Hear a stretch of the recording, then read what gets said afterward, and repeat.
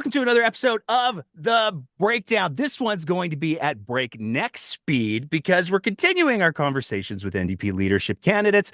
But the candidate that we have today is a little bit of a limited time frame, so we have to move super quick. So strap in, everybody, because this is going to go. All of that being said, we're very excited to welcome to the show NDP leadership candidate, current MLA for Calgary Mountain View, former MLA for Calgary Buffalo, former Justice Minister and Minister of Aboriginal Affairs. Jinkies, we've got Kathleen Ganley today. Thank you so much for having me. Thank you so much for being willing to join us to have this conversation. You're technically our second, although I would be tempted to say like third kind of candidate conversation that we've had. So thank you so much for making the time on what I can only imagine is a very busy schedule. Yeah, absolutely. Thanks for having me on. So we're going to get into, I've got 5 topics that I want to make sure that I ask you about. But before we do, I kind of gave the crash course introduction there. How would you like? I'm going to ask you to introduce yourself to the audience, and I'm just going to ask the first question, which is, who is Kathleen Ganley? I'm a mother, a lawyer, and a bit of a nerd. No, I would say, yeah, I am a mom. That's a big part of who I am. I have a 6-year-old daughter. As you mentioned, have been elected to the Legislative Assembly for 8.5 years. I served as the former Justice Minister. I was the energy critic just up until recently, so that's been a very exciting portfolio. And I guess I'm a very philosophical person, kind of a nerdy person. I'm really into policy and into making sure that policy works for people. How busy were you as energy critic? Because, like, I imagine with the moratorium, you probably had some free time on your hands. Yeah, so after we came back in 23, the electricity part of the file actually went to Najwan, although I did still have some say on that. But yeah, it's a really busy file. Energy is huge. So many stakeholders to talk to and so many ideas. And there's just at this moment in time, there is so much opportunity. If we can just find a way to capitalize on that opportunity, we can really grow our economy. So it's a really exciting file. But we're going to talk about energy, but that's my second point. So I know Okay. if I go out of my list, the rails will come off and we'll end up pontificating on how Swiss cheese is made for 45 minutes or 25 minutes. And I don't think anyone wants that. So one of the big questions that has to be asked is historically, and we've seen it through multiple campaigns now, the NDP has been the party of Rachel Notley. Now, obviously, we got us a leadership race. Rachel Notley is stepping down as leader. And so that has called into question to some degree, what does the future of the NDP look like? Some people are speculating that the NDP is going to make a wild dash for the center. Some people have speculated the NDP is going to make a wild dash for the more lefty left.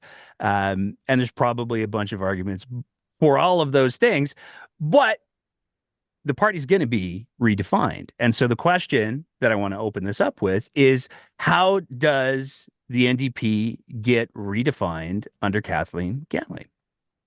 Yeah, so I think the first thing to take note of is that we have grown immensely. I think we can't overstate what Rachel Notley has done. For someone like me who first ran in 2015, when there was kind of like what appeared to be no hope of winning, although that didn't turn out to be the case. The idea that you could be a progressive in this province and be a viable option is a very new thing. And so that is like incredible progress. I do think that what I would like to change going forward is to have us talk a little bit more about the economy and specifically talk about the economy in our frame.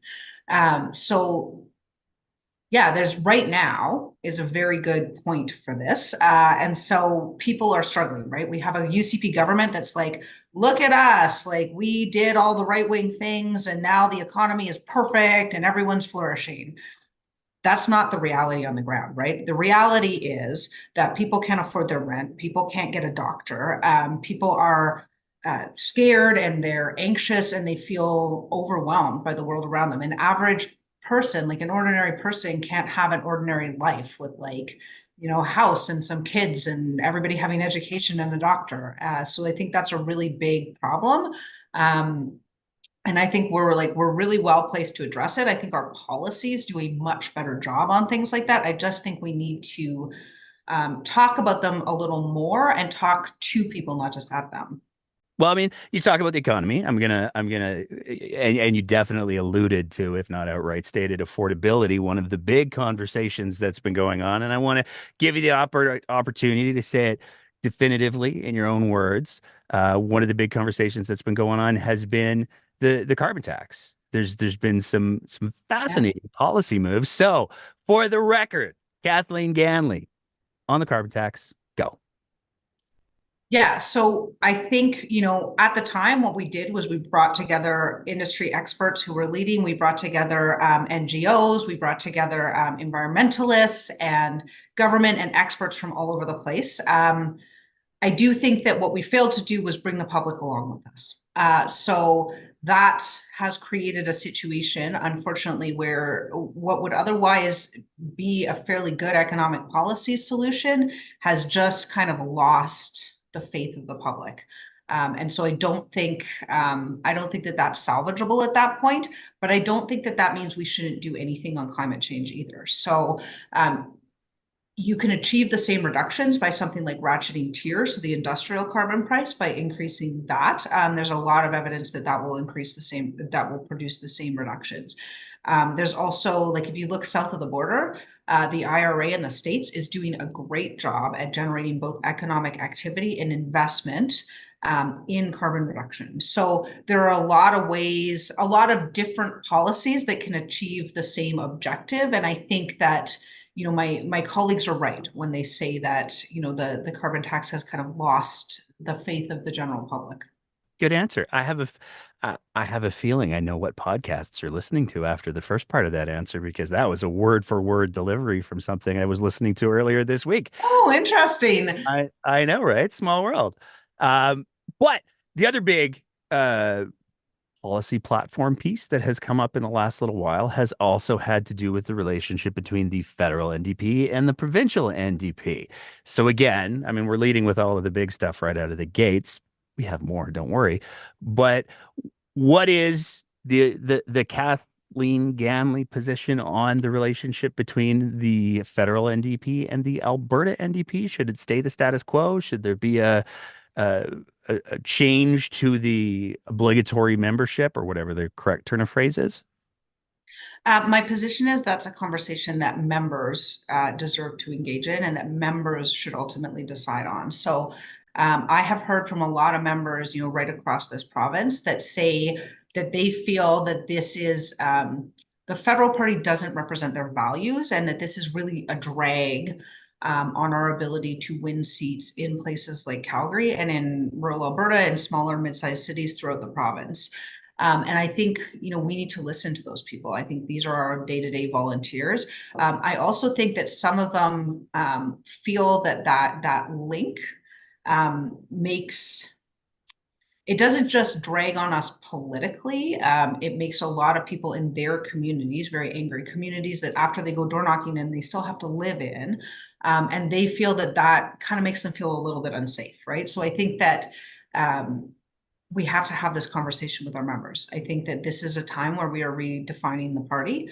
We will pick a new leader. And I think, if I am that new leader, I will have that conversation. But I think whoever that new leader is, our members deserve to be respected and they deserve to be heard. That's how we build a movement. Fair enough. It's safe to assume, he said cautiously, that any major policy changes like that are things that would be voted on by the membership. But I'm going to push you a little bit. What's your Mhm. personal stance on it?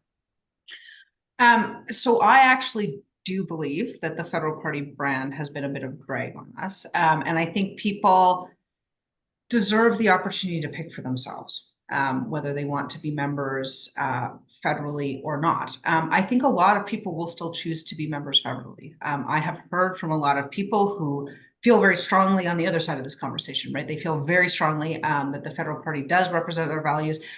It often is put to me in terms of like, we're a family and we want to stay a family.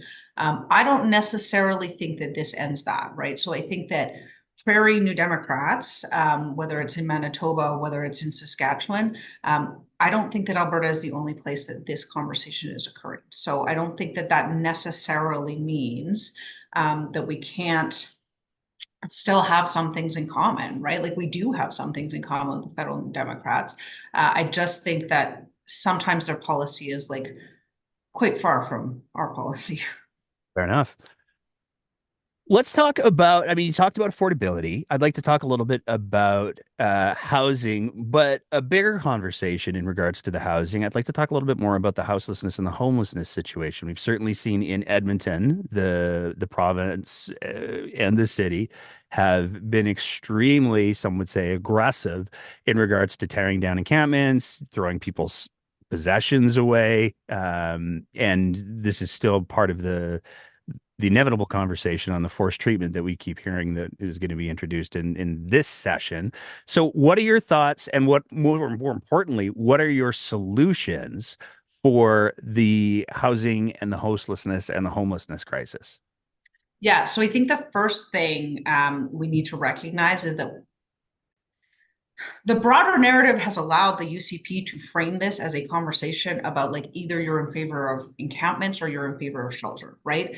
That's not what the conversation should be about. The conversation should be about the fact that 5 years ago, the UCP basically ended all investment in affordable housing, and it's the very predictable result of that. So I think that we need to keep focused on that.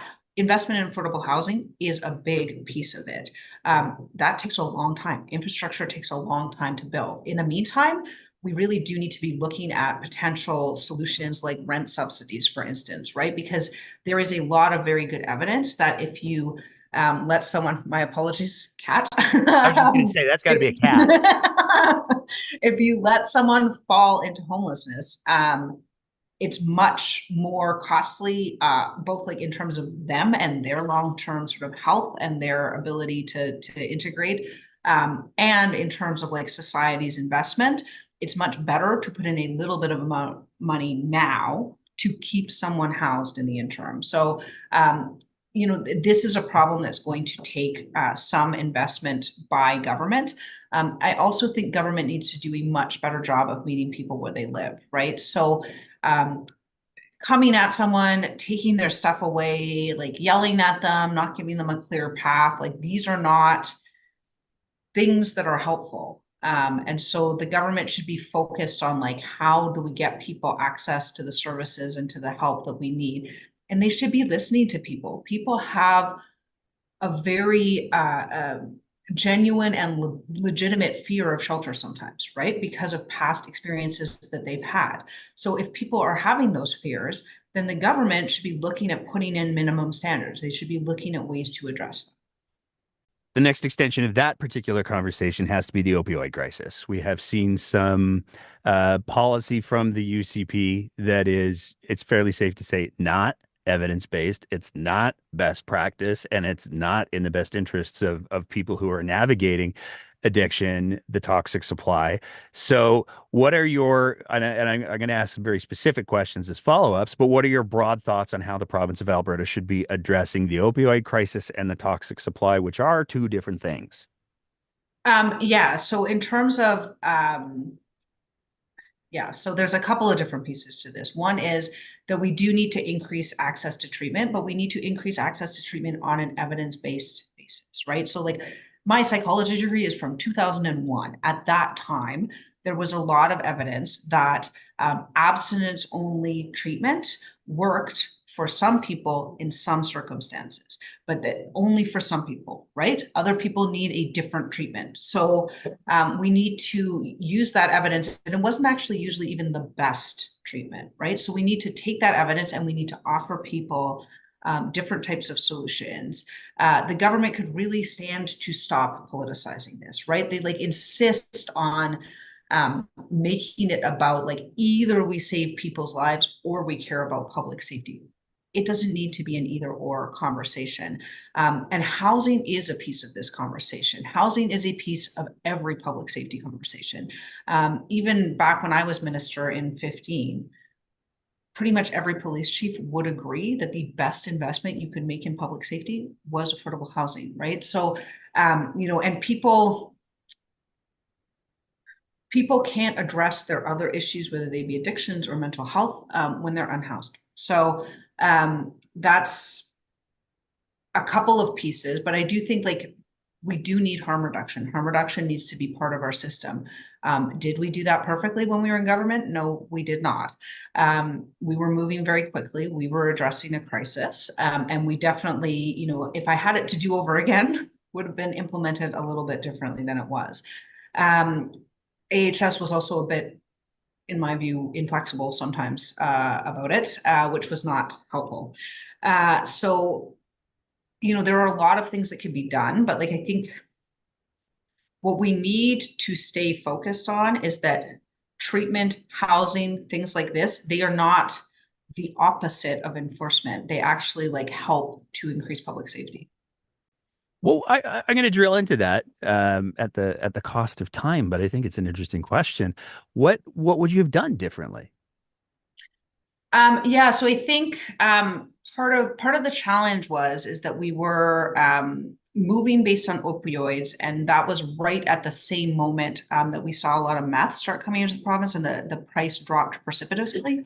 And it's a very different drug. It has a very different reaction in the system, and so we weren't really prepared. So some of the things, and so I represented Calgary Buffalo at the time, so I heard a lot about the Sheldon Schumer. Some of the things that I think could have been done differently were like we needed to think more about security, to think more about location, to think more about like where were people going to go afterwards, how were they going to transit in and out of the site, how did we make sure that things like needle debris, and we did make these moves later on in government to ensure that needle debris was being cleaned up, to ensure that people had places to go. We also at the beginning didn't do the best job of tracking, like people were being referred to services, but we didn't do the best job of tracking that they were being referred to services, right? So it like made the evidence look different than it was. So those are a couple of things, but like one of the things I heard overwhelmingly from law enforcement people was that because there was only one site in the city, it kind of like drew disorder a little bit. So if we had actually dispersed that a little bit more, like if we brought in several at once, that might have been better. But again, yeah, we were moving quickly to address a crisis. But I think in retrospect, yeah, we could have done a little bit more, I think, to ensure that we were addressing the legitimate concerns of the people who lived in the community. Safe supply. It's the $50,000 question. It's got a lot of evidence backing. And as much as Danielle Smith is trying to say, oh, BC's not working, there's a lot of evidence that says, oh, actually, it's saving a bunch of lives. So, I mean, obviously, this is again a policy that would have to be voted on by membership, but what is your personal belief or your personal position on addressing the toxic supply by, at the very least, when it comes to opioids? The meth conversation, totally different. And I get that. And the whole thing is a very nuanced conversation. But when it comes to just the opioid stuff, given that we're seeing opioids that are mixed with diabetic medications, given that we're seeing opioids that are mixed with veterinarian and tranquilizers, and what are your thoughts on safe supply? So there are a couple of different models of safe supply. And so I think some of what is in place now and actually has, I think, actually been expanded under the UCP, though they probably wouldn't advertise them very widely, has actually been very good. So like opioid agonists, the therapies that they provide right now actually are very good. I think potentially that needs to be expanded, but we do have to be really cautious, right? Because there is a genuine possibility that when people if you're giving people supply for like some more extended periods of time, that can result in the sale of that supply, and that can mean that other people, like, you sort of make the problem broader. I don't think that's a reason not to do it in 100% of cases. I just think that, like, in this case, the devil is really in the details, and the details really need to be worked out carefully. But yeah, like some of the treatments that we have now, I do think that they're working quite well. Let me rephrase the question a different way. Would a Kathleen Ganley caucus or cabinet pursue chasing down those details and chasing down the devil in them to find more options for people? Oh yeah, absolutely. Okay. Absolutely. I'm a big believer in evidence-based policy. And I think there are ways, there are ways to tackle even complicated problems, right? Like when we did, I was in charge of the cannabis legalization for the government of Alberta, which was a complicated file on a short time frame. And I think we managed to work out the details very, very well. There were some people who said it would turn society into a utopia. There were some people who said that, we would all spiral off into great destruction. As it turns out, none of those people were right. So we landed somewhere in the middle. There we go. Yeah, cats and dogs are not living together. It's not mass hysteria. Um, I know we only have a couple minutes left, so I'm going to try to get through these last little bits quickly.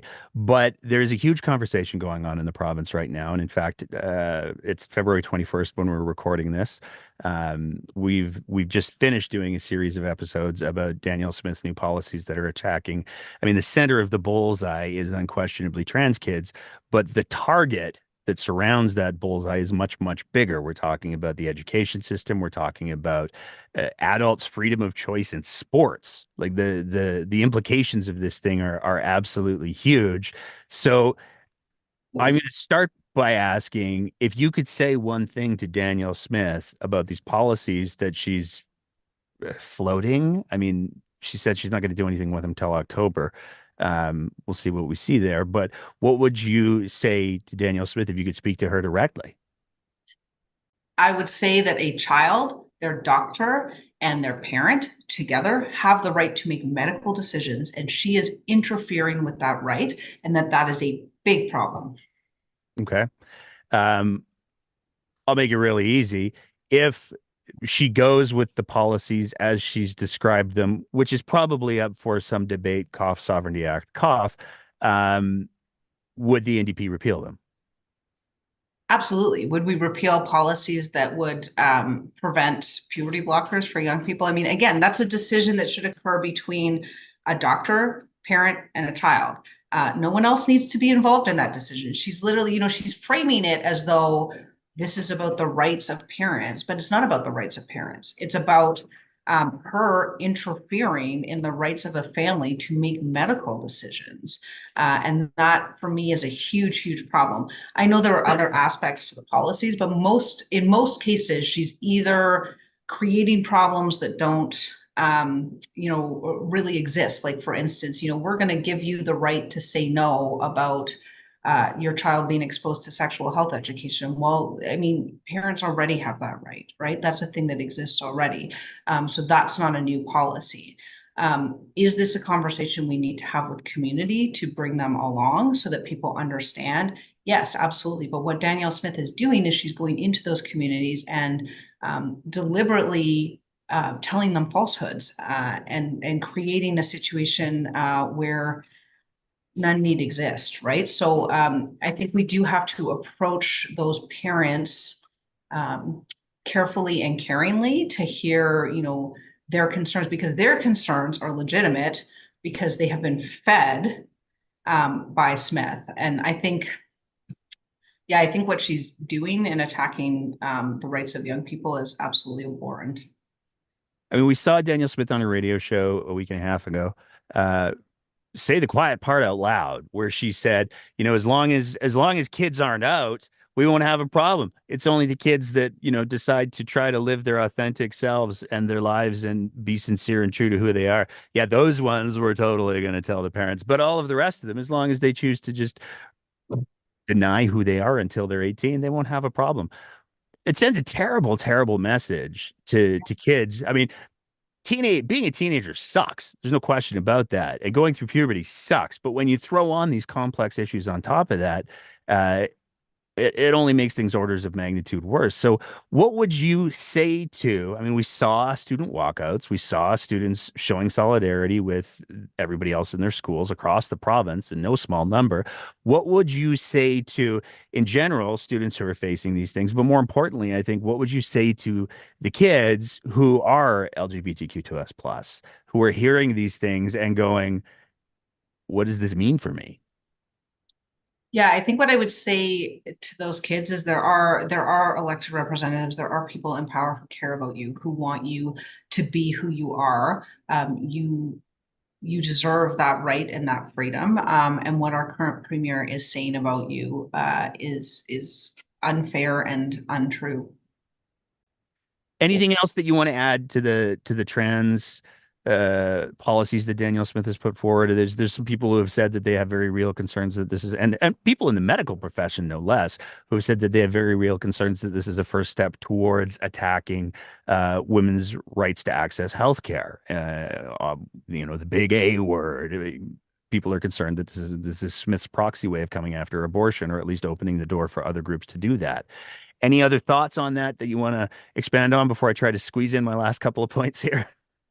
Yeah, I just think I think that this is Smith not protecting rights but attacking rights, and I'm very disappointed, and I wouldn't be totally surprised if we saw more of it. I mean, there's a lot of people who have speculated that Danielle Smith's motivation for doing this. We've heard from Dr. Christopher Wells. We've heard from Dr. Dwayne Brad. They've all said this is completely out of character with who they believe Danielle Smith is. And there's a lot of people who are saying, well, this is Take Back Alberta. This is David Parker holding a political gun to her head. What are your thoughts on the conversation that Take Back Alberta is trying to lead, and their threats towards these marginalized communities or these vulnerable communities, as well as their commitment that they're going to try to upend the NDP leadership race? And certainly they're making an effort, a concerted and organized effort, to come for school boards in the next municipal election. Yeah, I mean, it's a huge concern. Like, Take Back Alberta has way too large a share of power in our current government. It's extremely problematic. It's extremely dangerous. It's not good for anyone. And what makes it even worse is while they're focused on attacking the rights of young people, on sovereignty attacks that don't do any, on sovereignty acts that do anything, there are real and legitimate problems. We have a real and legitimate crisis in our healthcare system. People don't have access to a family doctor. They don't know if an ambulance will turn up when they call one. If they go to the ER, they're waiting for a really long time. Some women are having to drive on the highway for 2 hours while they're in labor. This is a real problem. Like, we have real problems in this province, and our government, rather than being focused on all this nonsense, should be focused on solving those problems. Okay. I got two more and then I'll let you go. I'm going to try to milk this for everything that I can. Sorry, I'm long-winded. No, that's good. I really appreciate the fact that we're already kind of squeaking past the time that you committed to. So I really appreciate that. The two other questions, pretty straightforward. I asked Sarah Hoffman the same question, so I'm going to ask you the same question. There are to date three leadership candidates in the NDP leadership race. There is a speculative fourth, very polarizing figure that a lot of people are the whisper campaigns are running hot. One of the big questions is, if Naheed Nenshi decides that he wants to throw his hat into the leadership, should the party give him an exemption? Sarah Hoffman, the Honorable Sarah Hoffman, I get too familiar, was very, very clear on her position. So I'm curious, do you think if Naheed Nenshi was to say, you know what, I'm going to try to get that exemption, do you think he should get it? Do you think he should not? What's your stance on that? Yeah, so I think the point of this is to grow the party. I think anyone who wants to join in and throw their hat in the ring should be welcome. And so I would hope to see him throw his hat in the ring. That being said, I'll tell you what I told him, which is I intend to run and I intend to win. Perfect. That's an excellent answer. Before I ask my final question, any other thoughts that you want to share? Anything else that you want people to hear? Oh gosh, what would I like people to hear most? I guess that you have a government right now that isn't focused on you, that isn't focused on the real issues, that isn't focused on the real problems that face Albertans. As NDP leader, that is what I would focus on. I would focus on providing you the healthcare that you deserve, making sure that the economy works for everyone, and ensuring that every child has access to an education. My last question. There's a debate as to whether or not I should ask this one, but the team decided that I should. It's going to be a little bit of a curveball here. Can you name, off the top of your head, no Googling allowed, all five members of the Scoobies? I cannot. I'm so sorry. Like, I got one or two, but that's it. What are the one or two that you have? Scooby, Scrappy. That's pretty much it. Sorry. Oh, I wasn't even gonna include Scrap. I was just going for like the core group of like Fred, Velma, Daphne, Scooby, and Shaggy. Oh, okay. Yeah, sorry. I'm not Right? that type of geek. If you had asked me the crew of the Starship Enterprise D, I could have listed you everything, but Okay. not on. That's next generation, right? Yes, it is. Yes, Okay, it is. cool. Cool, cool. Could you name all the red shirts? All the red shirts in the entire series. No, I mean, that's a lot of that's a level of trivia even I cannot. there we go. Honorable Kathleen Ganley, because you were a minister, so you got the honorific for life as well. I want to thank you so much for taking I the time. did top priority of the Kenny government while people were unable to pay their rent. But yeah, there you Um, go. thank you so much for taking the time to chat. I really do appreciate it. And I know that we pushed you past your time, but I really do want to say thank you. And I said this to Sarah, so I'm going to say this to you as well. I know that there are some folks in the NDP who have not liked some of the jokes and acerbic commentary that we've offered up over the years. I respect the hell out of the fact that you're still willing to step up and have the conversation because over here at the breakdown, we believe that we need to have more conversations, not less of them. So thank you so much for taking the time to chat with us tonight. I could not agree more. More conversations, not less. Thank you so much. And that's it for another episode of The Breakdown. As always, if you appreciate the kind of content that we're trying to produce here, we would love nothing more than if you thought about signing up to be one of our Patreon sponsors at www.patreon.com/thebreakdownab, where for just the price of a fancy cup of coffee a month, you can help us continue to produce this kind of content. Whether you're listening to the audio version of the podcast, in which case, maybe leave a review and a rating, or whether you're watching it on one of our streaming platforms, we want to say a big thank you to everybody who is part of the Breakdowns audience. And as always, take care of each other and keep the conversation going.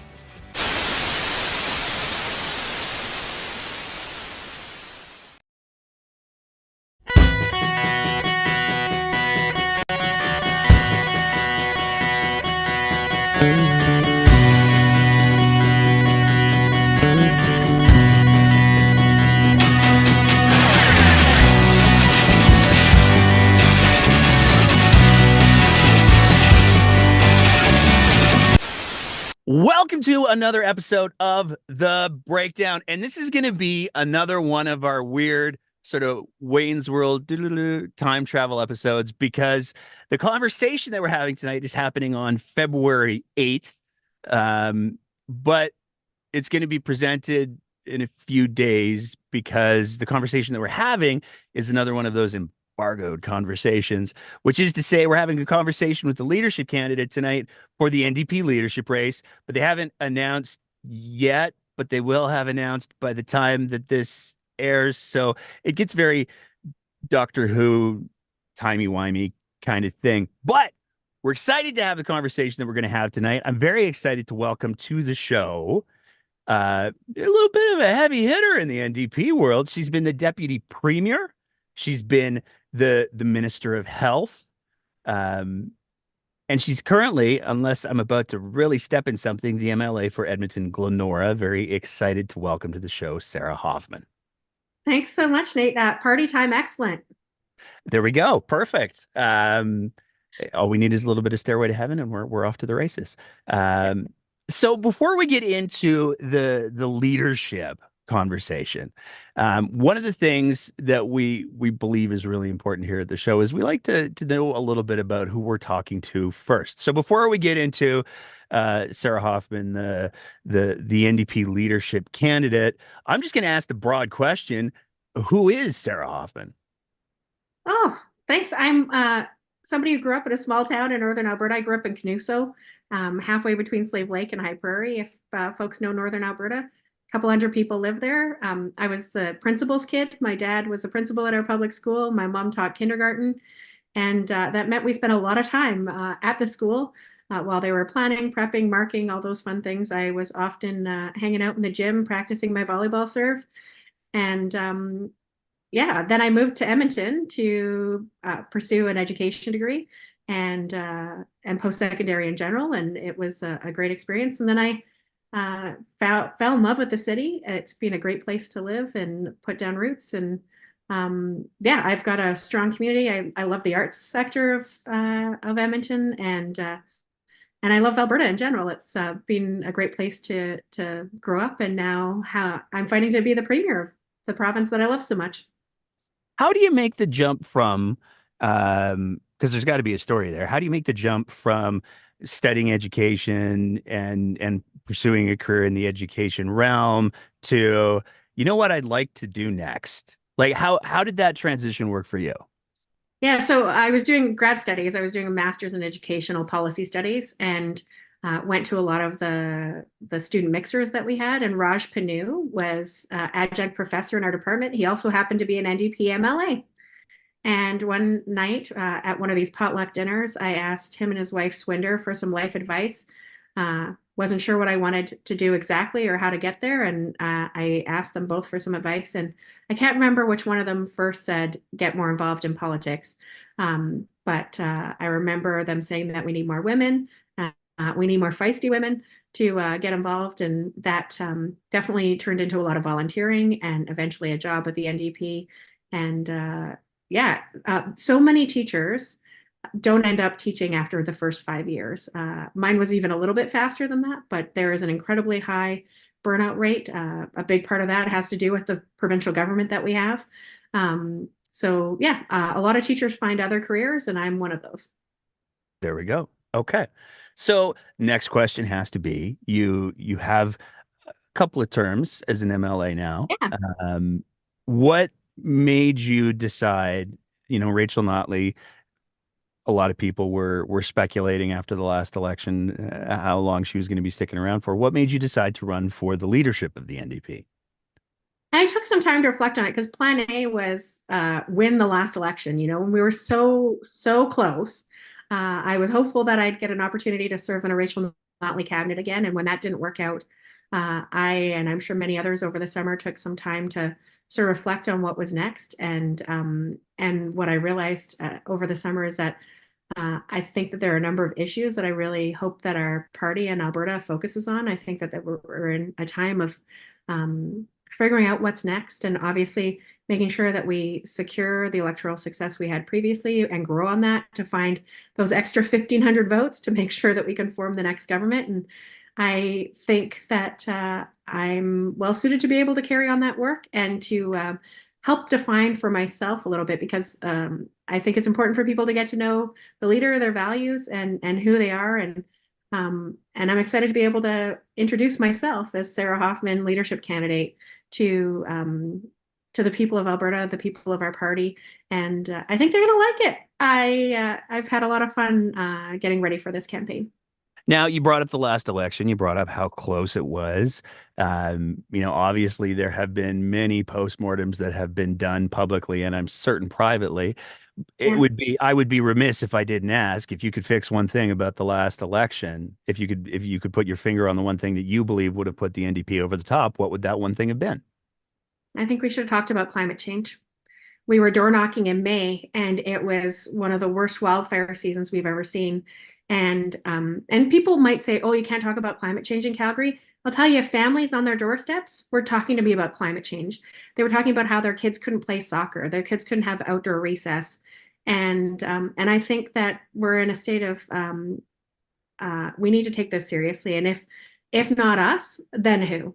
And that's one of the big things that I will be bringing forward in this campaign is we need to make a plan on how we're going to combat climate change and what role we're going to play as leaders in incredibly developed nation with lots of opportunity.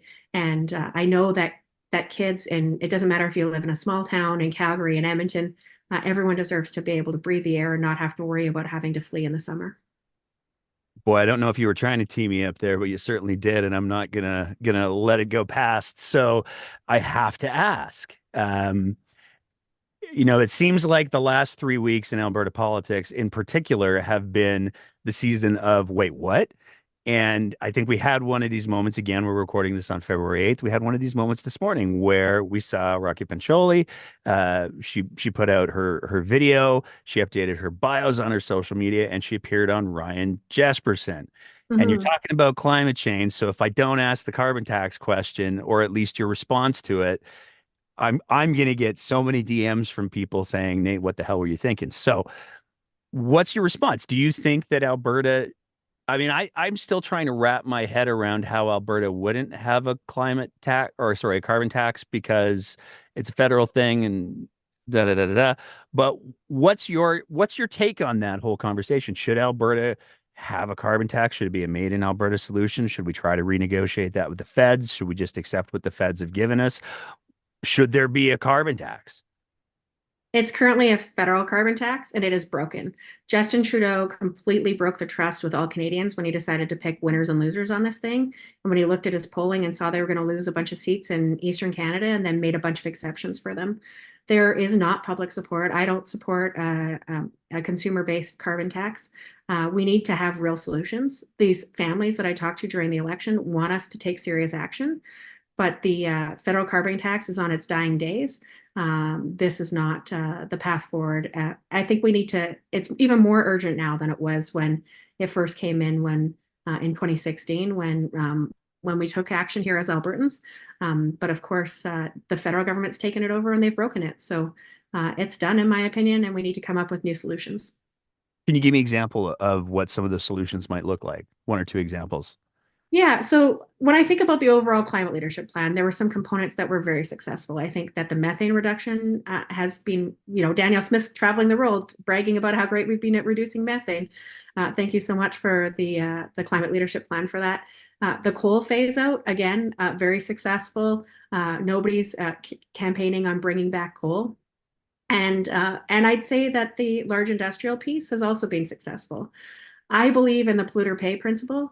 I think that if very profitable corporations are pulling carbon out of the earth and putting it into the atmosphere, they need to pull it out of the atmosphere as well and figure out ways that we can be more sustainable on that. And when I think about Wolf, the carbon capture, utilization, and storage project, there's kind of an interesting synergy here because it's actually the CPP that's the primary owner of that carbon pipeline, right?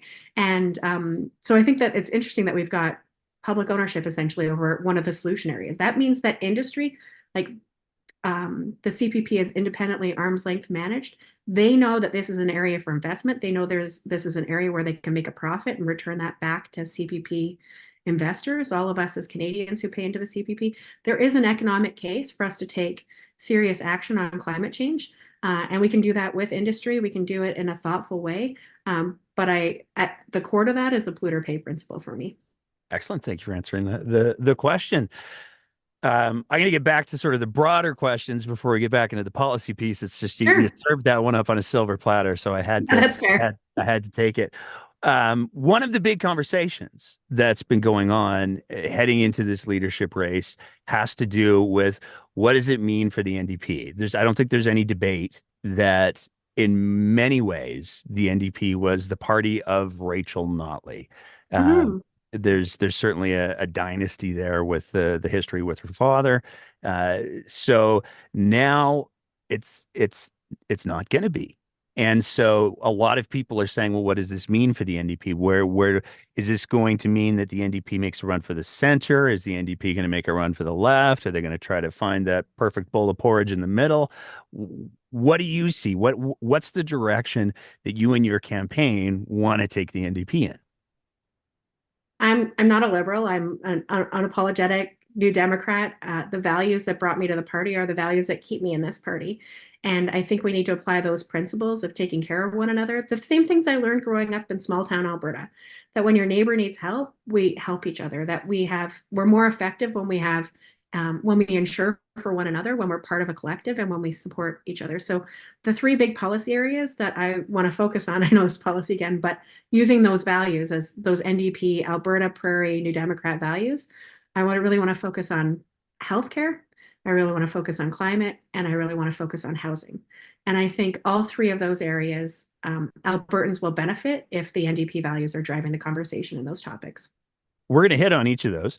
But before we go to those three, one of the ones that I have to ask about is sort of the energy sector. We've seen Mhm. that is for a lot of Albertans, that's how they define themselves. We've seen some fascinating policy moves come out of the UCP with the renewables moratorium for reasons that seem to change on a near daily basis, although apparently that's going to be expiring fairly quickly. And then who knows what will happen because this is Alberta in 2024. But what's your vision for the role that Alberta has to play in energy production, in oil and gas, and all of that going forward? And it isn't just people in one part of the province who care about this. Like the town I grew up in, a lot of people worked in oil and gas, worked in logging, worked in agriculture, worked at the school, worked in healthcare, right? Like we're all integrated. And while oil and gas is our largest economic sector, and that's great. It served us well. The second largest is agriculture. The third largest is forestry. And if we don't take serious action on climate change, we're going to be sacrificing those sectors as well. We can't afford to do that. We need to be working to diversify and strengthen all sectors of our economy. And I think that we can do that while taking climate change seriously, making sure that we're investing in energy diversification, including renewables. Obviously, that plays a really big role. And we were very vocal in pushing back against that moratorium. We're losing billions in opportunities for investment. And I also think in terms of climate response, renewables is one piece of that, but also fire smarting our municipalities, making sure that we reduce, when so many Canadians were forced to evacuate last summer and others were on evacuation notice in this province, people lost their homes in this province. There's actually an economic opportunity for us to get out ahead of that, fire smart our cities, our municipalities, and make sure that we're preparing for the impacts of extreme climate, including things like the catastrophic drought we're about to face. And it's only February. Like this is the time to act is now. Well, let's get into healthcare then. We got I have a couple of very specific topics that are sort of Sure. hot button issues that I want to hit you with. But before I do, there's a news story that came out today, literally just like an hour and a half before we sat down to have this conversation. It crossed my Twitter feed. Calgary lost somewhere in the neighborhood of 20,000, and I had to read that number like 6 times to make sure I was getting it right. But 20,000 healthcare workers and social services workers. Um, what's your vision for healthcare? We hear over and over again that there's a shortage of healthcare workers and that there's some people might say a toxic environment from the government towards healthcare right now. What's your vision for healthcare? Well, first of all, I'm incredibly proud of the 4 years I had to serve as the Minister of Health. It was a big job, but when Rachel tasked me with it, she said that she wanted me to gather the experts, apply our values as New Democrats, and but make sure that I'm gathering all of the expert opinions. So I sat down at the table and we negotiated. I literally was part of the negotiations with the doctors. Not every session, but when things hit a bit of a wall, I would be part of that conversation. And we were open books. We showed what the financial pressures were that we were facing. Oil was about $20 a barrel for a good chunk of the time we were negotiating. And we knew that we needed to get costs under control, but we also wanted to improve access and service and responsiveness to the healthcare system. So for some things, there were small ones. And I know you're a paramedic, so small capital investments that meant we made significant change in the work culture, like putting power stretchers in ambulances is something that I'm really proud of. It meant that we had fewer back injuries. It meant that more women and other people who didn't need to be paired up with somebody who could lift a heavier amount. There are ways that you can work to solve problems if you sit down at the table and you talk to folks. With the doctors, we reached collective agreements. We reached compensation agreements that provided stability. Every major center in Alberta, you could get a family doctor. That is certainly not the case today. And I hear stories constantly about, a doctor at a family medicine practice leaving to go to a different province and they can't find somebody to replace them. So other doctors in that practice decide to retire or try to sell it off. That isn't sustainability. And this is something that impacts you, whether you live in Edmonton, Calgary, mid-sized cities or rural Alberta. You deserve to have public health care that's there for you when and where you need it. I mean, you're not wrong about the physician thing. There's that recent study that came out from the AMA that talked about 6 out of 10 physicians are looking at leaving the province or making massive changes to their practice because Yeah. of the financial situation. Let's talk the big picture for healthcare and AHS. What are we going to do with AHS? Danielle Smith has made a commitment that she's going to completely fracture and silo a system that was designed to be an integrated system. Yeah. You are elected leader of the NDP, and if you become premier, who knows what state things will be in, but are you going to want to return to an integrated system, or are you going to let it stay siloed? What's your person? And I understand that you can't speak for the policies of the party and rena, but what's your personal take on that? Yeah, well, and we're 2024. We're not ready to run the 2027 campaign. We'll see how scrambled the egg gets between now and then. But I believe that we've had many opportunities for world-leading outcomes. Some of those happened when I was a minister, specifically around women's health. We cut breast cancer wait times for surgery significantly because it was a provincial initiative. We weren't just having one region compete with another region on our arbitrary benchmarks. We had a vision for what we wanted to achieve, and people were able to work collaboratively on that. But here's the difference between Danielle Smith and me, and what I would hope would be any NDP government. We are the founders of public health care. We believe in the tenets of the Canada Health Act. We believe that your need should determine your access, not how much money you have on your credit card or if you're able to mortgage your farm to pay for your cancer treatment. We want public health care to be successful, and that means sitting down with public health care workers to make sure that we find solutions and that we work collaboratively to address the pressures of the day. I can guarantee you I can think of one of our audience members who's a regular call in on the show who is going to be very excited about that particular answer that you gave for a couple of different reasons. Let's talk about some other healthcare issues. Good. So, one of the things that we're dealing with as a province, and is certainly we're dealing with it nationally, continentally, probably could make the argument as well, is the opioid crisis. Now we've seen Yes. BC take a very evidence-based, pragmatic approach to managing deaths due to a toxic supply. Mm-hmm. Seen in Alberta, no to that. So, what are your thoughts on how to mitigate the opioid crisis, the toxic supply crisis? Yeah. And I'm going to follow up by asking you for a position on safe supply at the end. I'll let you do the other two first. But what are your thoughts on the opioid crisis and the toxic supply? Well, and when I was the Minister of Health, we expanded methadone and Suboxone treatment, which are opioid replacement, dependency treatments, right across the province, so that you didn't have to be in just Edmonton or Calgary to be able to access those. But we expanded them into rural Alberta.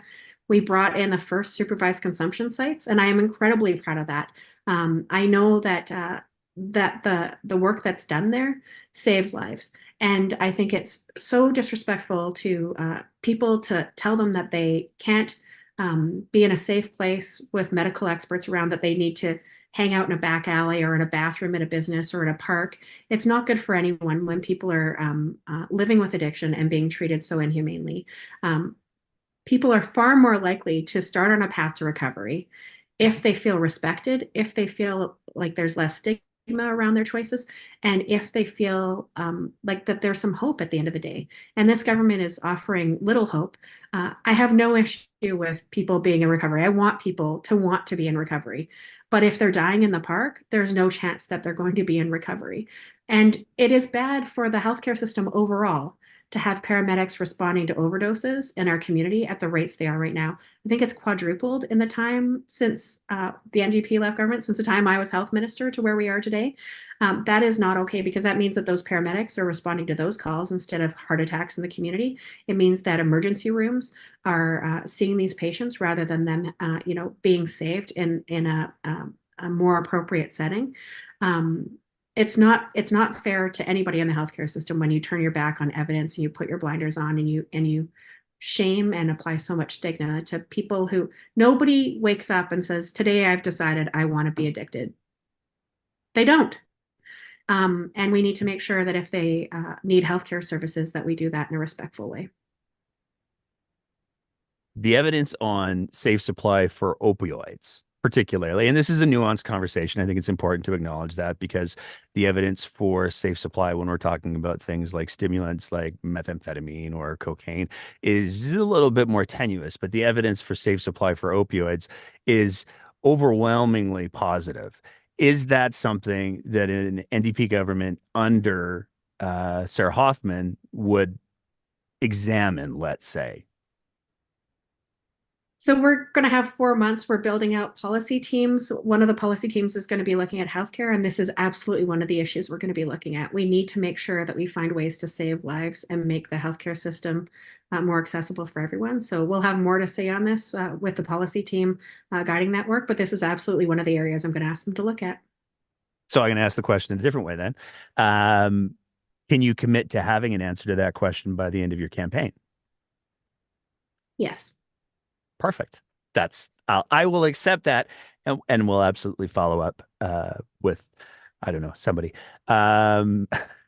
Me. Follow up with me. Okay, perfect. Then I will Yeah. do that then. Let's talk a little bit about, with the safe supply piece, with the opioid crisis. It's very difficult to not talk about the houselessness and the homeless situation, Yeah. particularly the encampments and the forced treatment. So Daniel Smith has introduced this policy of, wow, we're just going to tear down your homes and we'll run you through processing centers, and best of luck and just quit. Okay. I'm simplifying a little bit, but tragically not that much, I don't think. So, your thoughts on the province's current approach to the houselessness, the homelessness crisis, Yeah. and the forced treatment? I'm just going to give you those topics and you go. Yeah, so housing is one of the pillars and health is one of the pillars. And of course, you've talked about where they intersect beautifully here, because we know that if we have permanent supportive housing, which we have a number of projects that have been successful in that regard, but we need so many more. And then once people are housed in a supportive environment with social workers and addictions support workers, they're no longer homeless, right? Like the second you have a home, you're not unhoused anymore. So core to the housing policy team, there's a spectrum of issues that we're going to have to address. Obviously, on the most extreme end, the people who are living in encampments who are having their belongings taken from them. Last weekend, I was with some of my MLA colleagues, Nathan Ip and as well as Janice Irwin, and we were passing out some food outside of Bissell. And those folks who had tents now are living on the street with a tarp instead, or with a cushion, or the things that they were using to help keep themselves safe during the cold snap have been stolen from them and thrown in the garbage, and now they have even less. It is a very scary time for those folks, and we need to have more opportunities for them to enter permanent supportive housing and have a path that gives them hope. I got a couple of different topics that we can hit on. I'll let you choose between a couple here. We can talk about the pension next. We can talk about the conflagration that Danielle Smith lit off last Saturday on her radio show that has just continued to burn through, in many ways, the soul of the province. Or we can talk about did I say pension? I said pension. And I want to Yeah. talk about TBA, Take Back Alberta. So which one of those three do you want to go with? Let's go in the order you name them.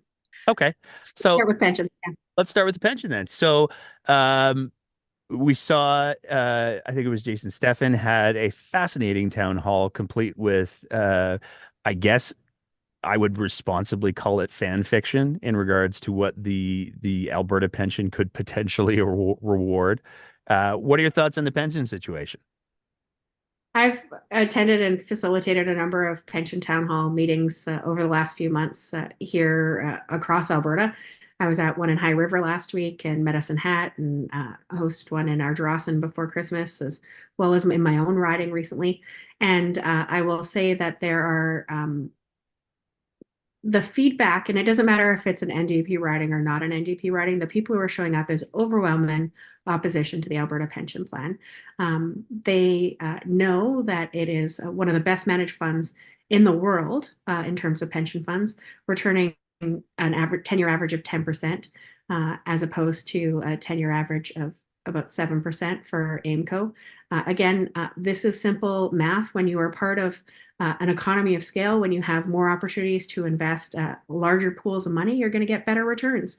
You're going to be able to invest in things that provide more high yield returns to the folks paying into those programs. And that's what a lot of people are telling us. They're also saying that they don't want to gamble with their pension.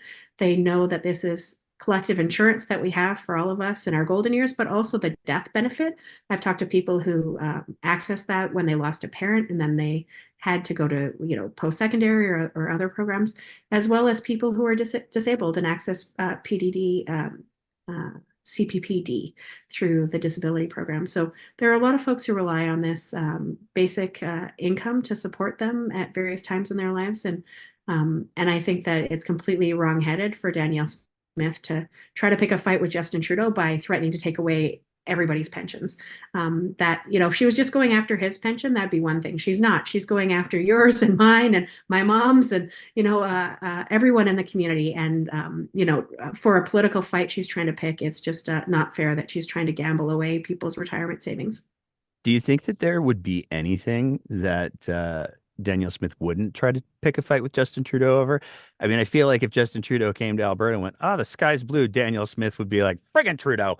Is there any boundary? I haven't seen one yet. It would be refreshing, as I've mentioned, I'm not a liberal, I'm not a huge Trudeau fan, but it'd be refreshing to see people take their jobs seriously. Housing is another one that they spend all of their time trying to pick fights. They complained about not being invited to ribbon cuttings for projects they weren't even funding. Give me a break, step up to your job, take your job seriously instead of treating children as political fodder. Focus on the issues that you have a serious responsibility to. I was just in Medicine Hat, her riding, and people there are talking about drought and how worried they are for the upcoming agricultural season. And she's talking about who's allowed to join Little League teams. That And is big not, league teams. well, sure, that too. It's It's not her it, jurisdiction. yeah. Well, I mean, let's get into that piece then, because eh, it's been fascinating watching provincial politics over the last several years, because we had the space with Kenny where we were like, "Oh, that's pretty bad, can't get worse," and then boy, it got worse. And then we had the space with the leadership race, and Danielle Smith started running, and everyone went, "Oh, that'll never happen," and then it did. And the I think the biggest lesson out of the Danielle Smith premiership is there's no bottom. And I think we saw that play out very clearly over the last week and a half to, I guess I should probably say 2 weeks at this point because we're time traveling. But the policies that she introduced are not just, I mean, it's the way that I've been talking about it on the show has been Danielle Smith threw a great big target up on the wall. And at the very, very center of that target was trans kids. And she's trying to get everybody to look at the center of the target. But there's a lot of other stuff in there. She is restricting parental choice. She is restricting adult choice with the sports stuff. I'm going to start with what's your take on that policy set? I mean, I'm pretty sure you're not going to be like, "I'm totally on board with it," but what's your take on the policy set? It's horrifying. It's dangerous. We're talking about the kids who are statistically more likely to self-harm, to die of suicide, to experience homelessness. And this is who she's targeting through this. People don't need puberty blockers after they've gone through puberty. People who, for a variety of reasons, might have to access those now are going to be wondering if they're going to be allowed to, if their doctor is going to be allowed to prescribe that medication for them. To try to insert herself in between a patient and their doctor, or between children and their parents, and saying that she's fighting for parental rights. Clearly, she is not. She thinks that she's smarter. She thinks that she is.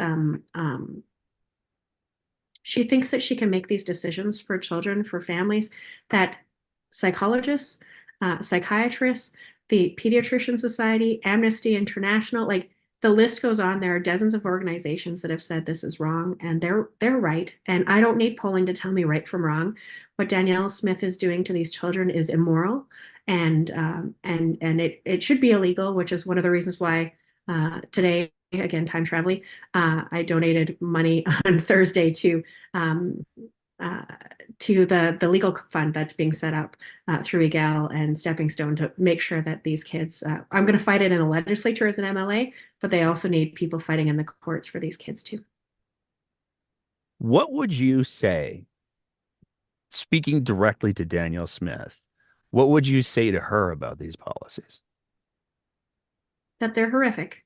That I was with some of the kids who walked out yesterday, and These kids just want to be able to go to school and feel safe, to go talk to their doctor and feel that they can get good medical advice, unfiltered, without political interference. They want to be able to trust the people that they should be able to trust, their teacher, their doctor, and their community. And I just think that it's uh, I can't use stronger language than to just say, like, I don't know how she sleeps at night, knowing that she's creating an unsafe world for these kids who already feel unsafe statistically far more often than anybody else. The craziest thing about Smith for me with this policy suite is the video's been making the rounds of her speech in the legislature in 2012. And Yeah. so she doesn't get to disabuse herself of the reality of what these kids are at risk for and how many of these kids are at risk because she literally spoke it into the record in the legislature. Yeah. Uh, it's I want to talk about the motivations or the speculated motivations for this policy suite in a sec, but first I also want to say, you were just talking about how you were spending some time with some kids in the walkout. What is it that you want? One of the things that we've been trying to do over the last week is make it as clear as possible that these policies are nightmare fuel. But secondary to that, to the kids that are going to be affected, this is nightmare fuel. This is not normal. This is not okay. And we're trying to amplify the voices that are saying support to these kids. So what have you been saying to kids that you've been talking to? What would you say to kids now? I'm mostly trying to listen to them because I think that a lot of adults are trying to put their own stuff on these kids.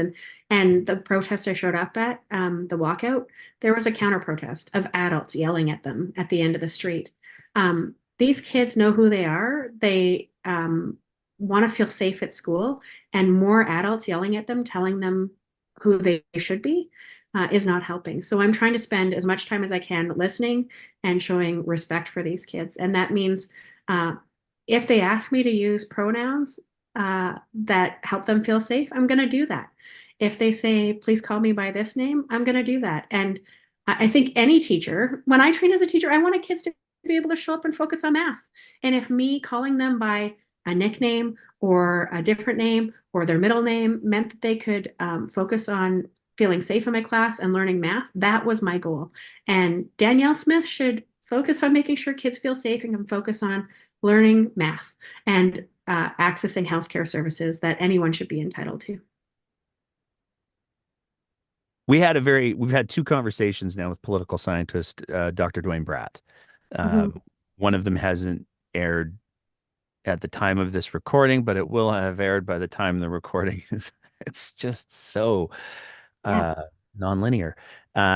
And he makes no bones about the fact that he believes that this is Danielle Smith pandering to the worst elements of her party. This is Danielle Smith pandering to Take Back Alberta and David Parker. Yeah. So, there's no question at this point that David Parker and his band of I don't know what would be the term that I would use, speaking only for myself, of course. Let's go with sewer rats. That they have the premier firmly under their control. How do we deal with that? How does a Sarah Hoffman NDP um, unextricate or extricate Alberta from David Parker and his lying rhetoric? So Danielle Smith invited these folks into the party. She's created this this completely inappropriate imbalance of power within her own party. And I think the best way to fight back is to create a stronger NDP and elect an NDP government and show people who Albertans are. I think we're loving. I think that we care about one another. We care about making sure that we can all breathe, that we live somewhere safe, that we can access healthcare services. I think those values need to be back at the top of the priority list when it comes to this leadership race. So when it comes to the general election in 2027, I think that Danielle Smith is clearly nervous about her upcoming leadership review later this year, and she's pandering to these extremists in her party that she has welcomed in.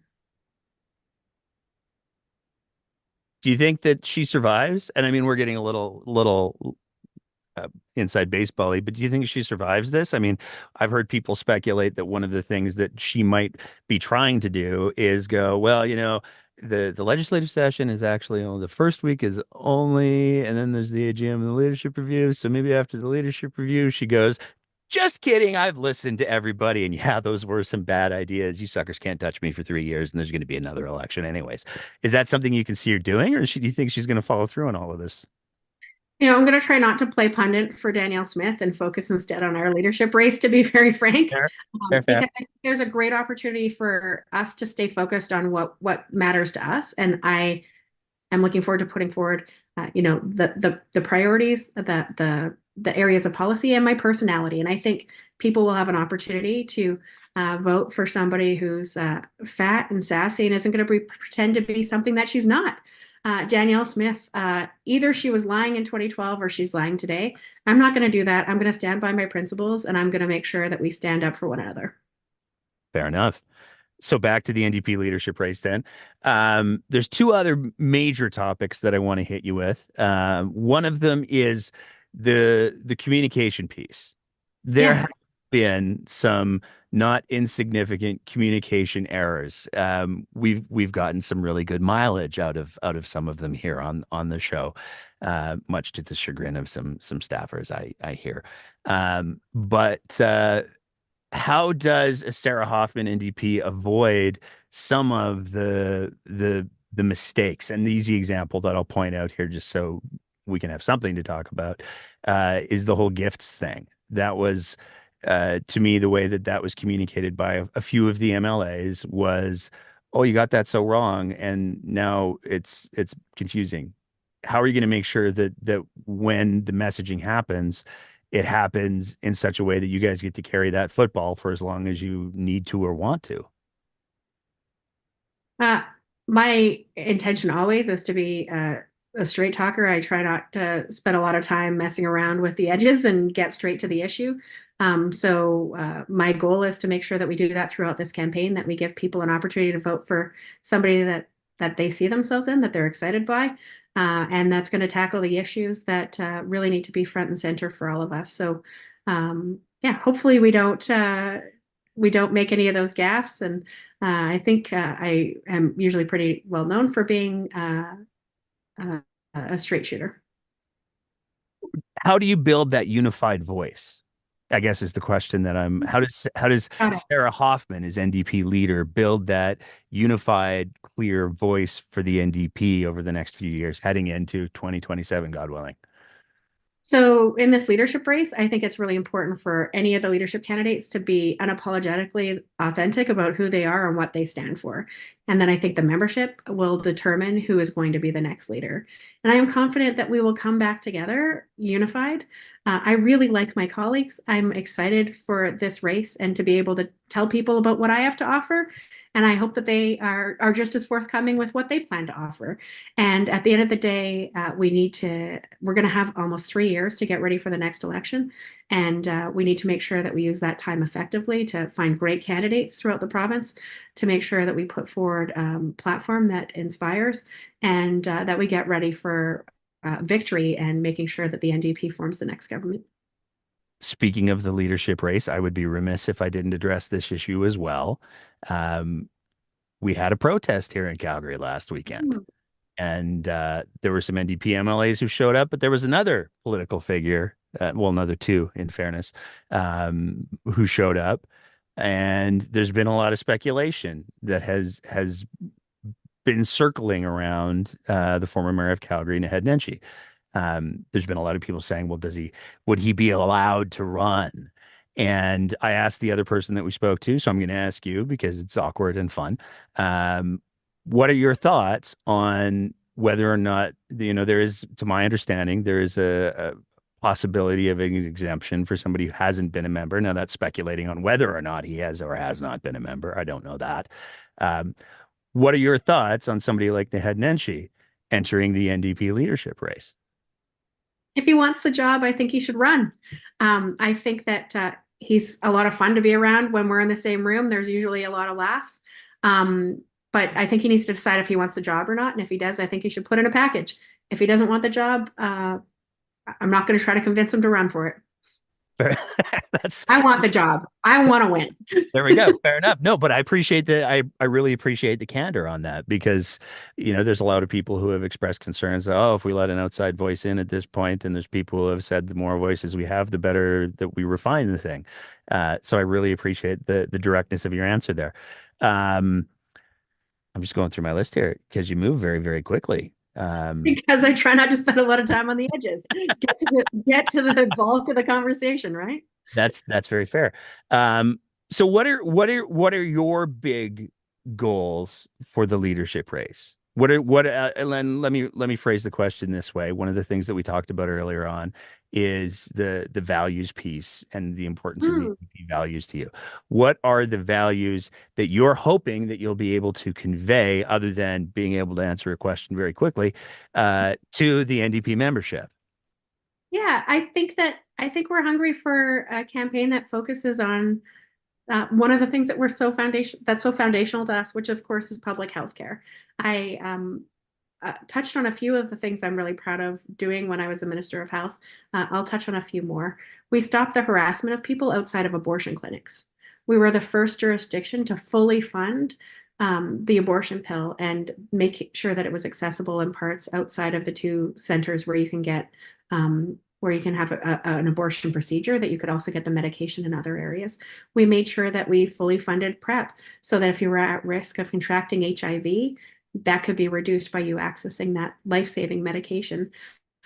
We made sure that healthcare workers had a seat at the table and that we were able to drive some transformational change in terms of the relationship. That, of course, immediately after the UCP won the election, they tore up collective agreements and showed so much disrespect to folks. We built the Calgary Cancer Center, which, I was just by there earlier today. I'm excited to see it finally open. It is something that conservatives played politics with for decades, and we made it happen, and it's going to change and save lives in Calgary and Southern Alberta. We need more bold leadership on public health care. That includes addressing things like harm reduction, addressing cancer rates. We have an opportunity, I think, to really run a focus campaign for leader, and also in the general election, to really put public health care back at the center of who we are as New Democrats. And I think we don't need to play around with hiding who we are or what our values are, or talking about name changes or any of those things. I don't want to try to trick people into voting for us. I want them to be excited to vote for us. And I'm an unapologetic New Democrat who's going to make sure that those solutions that New Democrats are famous for, including public health care, restore to top of mind when people think about the Alberta NDP. Okay. Well, um, I'm through my list here. I have this list of questions that I have for any of the leadership candidates that are willing to take the time to chat with us. First of all, I want to thank you for that. But we're through the list here, so I'm just gonna wing it a little bit. What's the one thing that you wish more people knew about Sarah Hoffman? Hmm. Women like me aren't supposed to be in politics. As I mentioned, I'm fat, I'm sassy, and I have a really hard time pretending to be anybody that I'm not. I hope that people get a chance to see that that's a really fun thing, actually, that we can be unapologetically ourselves. We've seen that on the right. We've seen a number of conservative politicians grow in popularity when they become more offensive and more extreme. We can actually be authentic and proud of our values, and we can grow our support. So our campaign is going to be a lot of fun. We're going to talk about those things that matter, I think, to so many of us: health, climate, and housing. And we're going to have a really good time doing it. It's going to be a great campaign. And I hope that anyone who's listening right now that's thinking, maybe I want to be a part of this, check out my website, sarahhoffman.ca, and get involved, because there's a spot for you. And this is about more than just who's going to be the leader. This is about making sure that we know who we are as New Democrats and that we choose a path that we're all proud of. What are the socials, as the kids say? So we've got the website, but what are the socials? If people want to follow Sarah Hoffman on, and I'm still going to call it Twitter because it's Yeah, that's what I call it still too. Twitter to me. Yeah. Do you have a Facebook page? Are you Yeah. TikToking? Yeah, I'm a voyeur on TikTok at present. It is a little bit overwhelming for It's hard women to in our board. do. Yeah, and there are so many of the different trends that I love, and I talk to my nieces and nephews about them and say, like, help me come up with content for something sassy about, being an NDP leadership candidate. I'm an NDP leadership candidate. That means, what does it mean?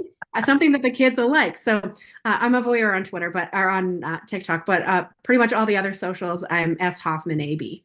So S for Sarah, Hoffman, AB, because I'm an Albertan, baby. Perfect. Yeah, TikTok. Well, it's the breakdown, AB. I'm not saying, I'm just saying.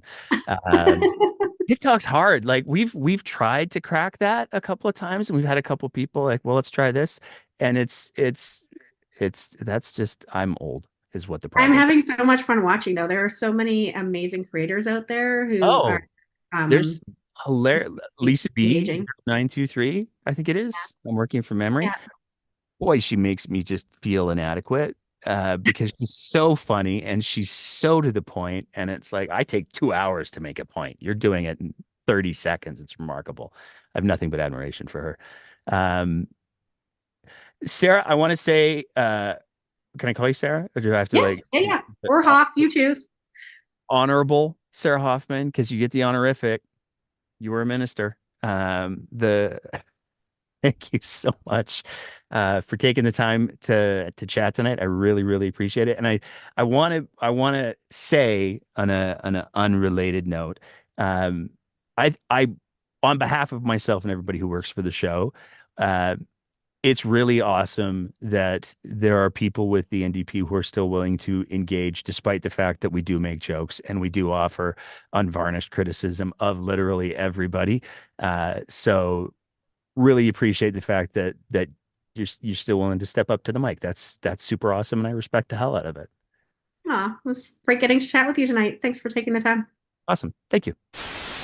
And that's it for another episode of The Breakdown. As always, if you appreciate the kind of content that we're trying to produce here, we would love nothing more than if you thought about signing up to be one of our Patreon sponsors at www.patreon.com/thebreakdownab, where for just the price of a fancy cup of coffee a month, you can help us continue to produce this kind of content. Whether you're listening to the audio version of the podcast, in which case, maybe leave a review and a rating, or whether you're watching it on one of our streaming platforms, we want to say a big thank you to everybody who is part of the Breakdown's audience. And as always, take care of each other and keep the conversation going.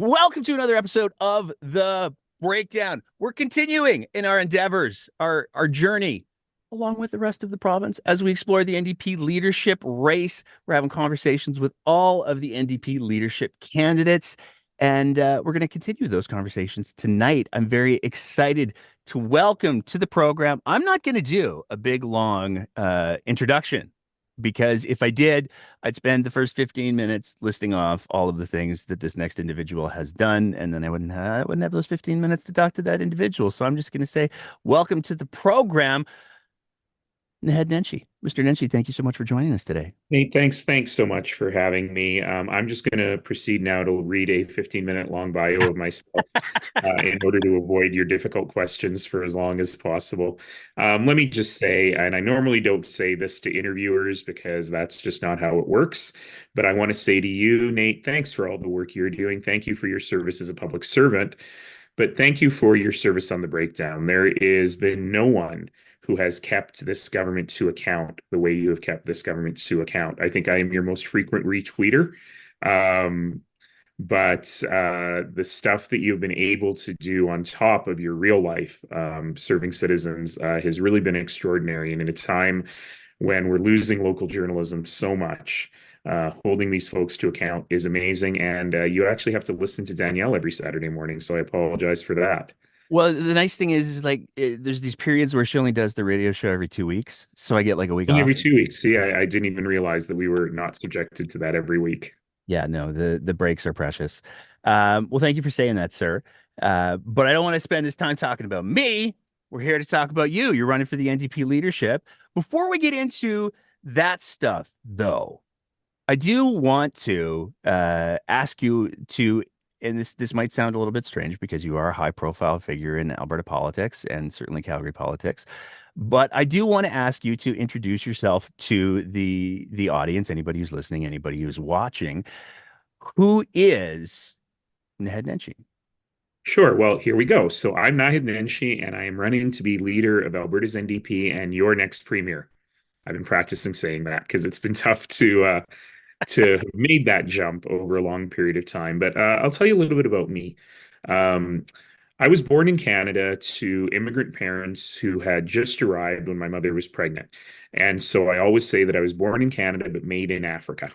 And when I was 18 months old, I did my research and collected the briefing book analysis and convinced my parents that our future was in the West. So we packed up all of our belongings in a 1974 Dodge Dart and drove across the country and settled in Northeast Calgary. So I grew up mostly in Northeast Calgary, though in the late 1970s, my parents decided that it was a perfect time to invest in a business adjacent to the to the booming oil economy. And we bought a motel just outside of Red Deer. And so I grew up in the little house that was attached to the motel. Went to County of Red Deer schools, and my family have always been small business people. We've always been entrepreneurs. We've just not been very good at it. And so, buying a motel that entirely relied on oil field workers and opening that up in 1979, probably not the smartest timing ever. So we lost everything in the early 80s global recession, came back to Calgary, and then had a series of ventures, the most lasting of which was a little laundromat in Forest Lawn on 17th Avenue, now called the Forest Laundry. And I wish I had come up with that name because I think that's one of the best names ever. But that was the new owners after we left that. And a variety of things. So I was talking to the Alberta Chambers of Commerce yesterday, and I said, when they do these sort of profiles of people, they always ask you, what was your first job? And that's sort of a nonsensical question for someone who grew up in a family business, because there was no time that you were not working. Whether you were delivering towels to the rooms in the motel or doing your homework at the front counter of the laundromat while you're giving people change. That's sort of just how I grew up. And as you folks have heard me say before, my family was sometimes poor. Sometimes we were very poor. Sometimes we were slightly less poor. But we grew up in a family that, worked hard, that struggled hard. But we were able to do that in a community that believed in my success, that believed in everyone's success. And by that, I mean, I never thought that the public schools that I went to were anything short of excellent. I haunted the public library on Saturdays. There's a story in there, Nate, which is that for years I've been saying that I was allowed to sign out more books from the public library per week. I had special dispensation from the librarians to sign out more than 30 books a week. And when I became mayor, a few years after I became mayor, I met a woman who walked up to me and said, I used to work at the Forest Lawn Public Library. And I said, oh, that's part of my life story. I tell that story all the time. And she said, I know, because I remember you. And I said, okay. And she goes, do you want to know a secret? And I said, do I? And she said, yeah, there was never a limit on the number of books. You could sign out as many as you want. We just told you that to make you feel special. But that was sort of my life. And my life was defined by the fact that these public services were there for us. And when my dad got sick, the public healthcare system was there for us. It was always there for us. And to me, I attribute a lot of my success to that. So in any case, to shorten the story, I did a degree in business at the University of Calgary, where I was president of the Students' Union. I worked for many years in big business, working with some of the largest businesses in North America, living and working all over the world. I did my graduate work in the US. And then in 2001, my dad got sick again, and I decided that it was time to come home. And so I came home to Calgary. I decided to make my life here. I literally applied for jobs and had opportunities all over the world. But I decided that I wanted to make my home in this place that had given me so much when I grew up. So I moved back here, started my own business, ran my own consulting firm with clients ranging from the United Nations to the Gap. And eventually, I got a call from an old professor of mine who said, "Hey, I always thought you'd be a good teacher. Do you want to come give it a try?" And started a new career as an academic. Became a tenured professor in the field of nonprofit management at Mount Royal University. Wrote a little book on the future of Canadian cities that sort of made me an expert on cities and the future of cities. Did a bunch of media commentary. And then, without getting into that long story, was convinced by enough people that couldn't be a bystander and a policy influencer anymore, that I had to be a policy maker. And that led to 3 terms as mayor of Calgary, 11 years. And for the last couple of years, I've been living a wonderful, wonderful life where I have the freedom to only do the stuff that I want to do. I've created a great professional life that paid me way more than being mayor, and working way less, and focusing only on things that I love. So I've been having a terrific life, and I've just decided to ruin it all. I was just gonna say, if you're singing the praises of the new life, and you're moving to something that would be the by most accounts the polar opposite. I 30 books a week. Yeah, they weren't big books. I I was like just gonna science say, are fiction. I like like these. science fiction novels, a lot of Doctor Who novelizations in there. But then I would go, I'm such a nerdy kid. Then I would go, well, nerdy kid still. But then I would go off on sort of obsessions, right? So at one point, I think this was more late high school, university days, I decided that I was dissatisfied with the English curriculum because we were not reading enough great Canadian novels. So I remember I went off on an obsession where I was like, okay, I have to read all the Margaret Lawrence and all the Margaret Atwood and all the Robertson Davies.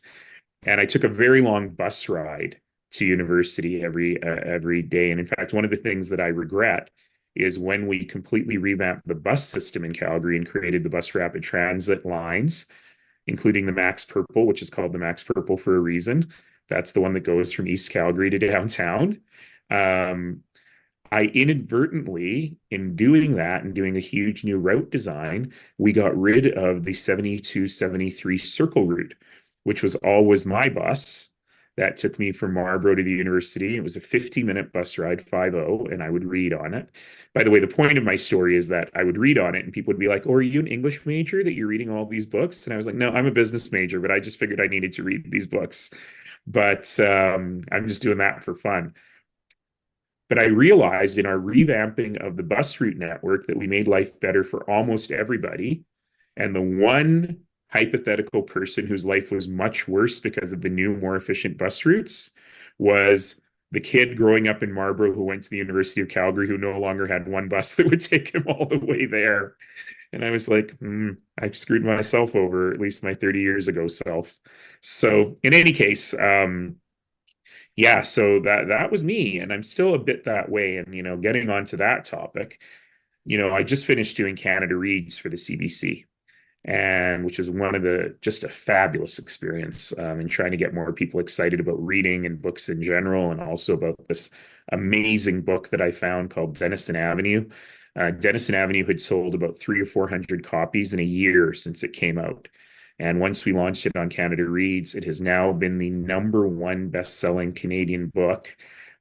Even though we were eliminated pretty quickly on Canada Reads, it's still the #1 best-selling book. So it has been the #1 best-selling book, Canadian book in Canada, I think 5 of the last 6 weeks. And so I'm really excited that we've gotten more people interested in doing that. But the character I was playing on Canada Reads, quote unquote, which is actually really me, is the guy who has let books leave his life. And, I used to be such a voracious reader. And ever since I became mayor, I read a lot, but I was reading 3,000-page council agendas, not stuff that was edifying. And so what I was trying to do is show people that even if you're busy, you can find time to bring books into your life. And for me, it was eliminating screen time a little bit. For me, I travel a lot. I traveled a lot. And so I stopped watching movies on the plane, and I use that as my reading time. For other people, it'll be in different places, but I've been trying to encourage people to bring literacy back into their lives. Did you know this was going to be a book talk podcast, Nate? I had no idea what it was going to be. I was open to I do have some points. I'm going to make sure that I Yeah, get yeah, to we should probably ahead, talk but about what we need to talk about here. well, I mean, there's this leadership race. Yeah, that. So before we get to the leadership race, there's a couple of other pieces that I want to hit on real quick, because I mean, what you're describing is a significant background in policy, a significant background in sort of the academia of things, the understanding of things, and you made the shift from how the things work to making the things work Yeah. with the mayoral campaign. Was it just that people were like, hey, you shouldn't be just coming up with the policy ideas, you should actually be implementing them? Was there Yeah. anything else that drove the, because politics is a fascinating beast. That's a really insightful question. I tell this story a lot, which is um, my work at the university. I'm a terrible researcher. I'm a slightly better than terrible teacher, but I'm a terrible researcher. But my research, because I'm too lazy to do stuff that has no impact in the world. And so my research, such that it was focused on two things. One was kind of the future of cities. I'm not a planner by training, but I sort of self-taught in the field of how cities work and how cities run. There's a longer story of how that happened, but I just love cities. And so I was really pontificating a lot on cities and how they work. I was a prolific media commentator. I had a column in the Calgary Herald on that sort of thing, mostly about cities. And I kind of found myself in the role of being almost the official opposition to the then civic government because no one else was doing it. So I was kind of filling in a role. But my second part of my research was around civic engagement, how and why people get involved in their communities and how we get more people getting involved in their communities. And so the nexus of those two things obviously was municipal politics.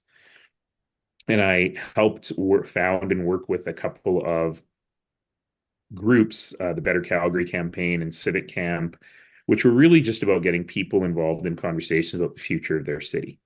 So that was kind of my job. And through my work, I realized that it's actually very easy to get people involved in their community. You just have to ask them. The research is very clear. The number one reason people don't volunteer is not I don't have time or I don't have money or I don't care. It's nobody asked me. It never occurred to me. So my Three Things for Canada program that I've been running for many years, which just encourages every citizen every year to do at least 3 acts of community service, is just an example of asking people. But what we learned through that work is that it's relatively easy to get people to volunteer in their community. It's actually extremely difficult to get people to volunteer or to work in politics and in electoral campaigns. So, as kind of a nerdy guy, I turned my thoughts to, all right, how do we get young people and people who are really involved in their community more interested in politics? So, there's a longer story, but believe it or not, the stories can be even longer. But through the years of kind of 2008, 2009, I decided that I was going to try single-handedly to improve the level of municipal governance in Calgary. And I was going to do that by convincing good people to run for office. So I went to endless lunches and dinners with community leaders, CEOs, PTA moms, community volunteers, young people that I just thought were smart and engaged, and tried to convince them to run for office. And I struck out every time. Every single person said no. And I've been making this joke for 12 years. I probably need to stop making it, which is I struck out particularly with women. And I'm very used to striking out with women, but this was different. And it really was women in particular were saying the adversarial system that we've created, there's no room there for me. It doesn't make sense for my family. I don't want my kids to go through that.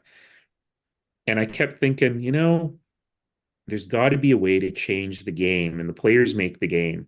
So if we get better people in place, then we can have a better system of government. And I kept saying that to people. And finally, people were saying, if you really believe that, why aren't you putting your money where your mouth is?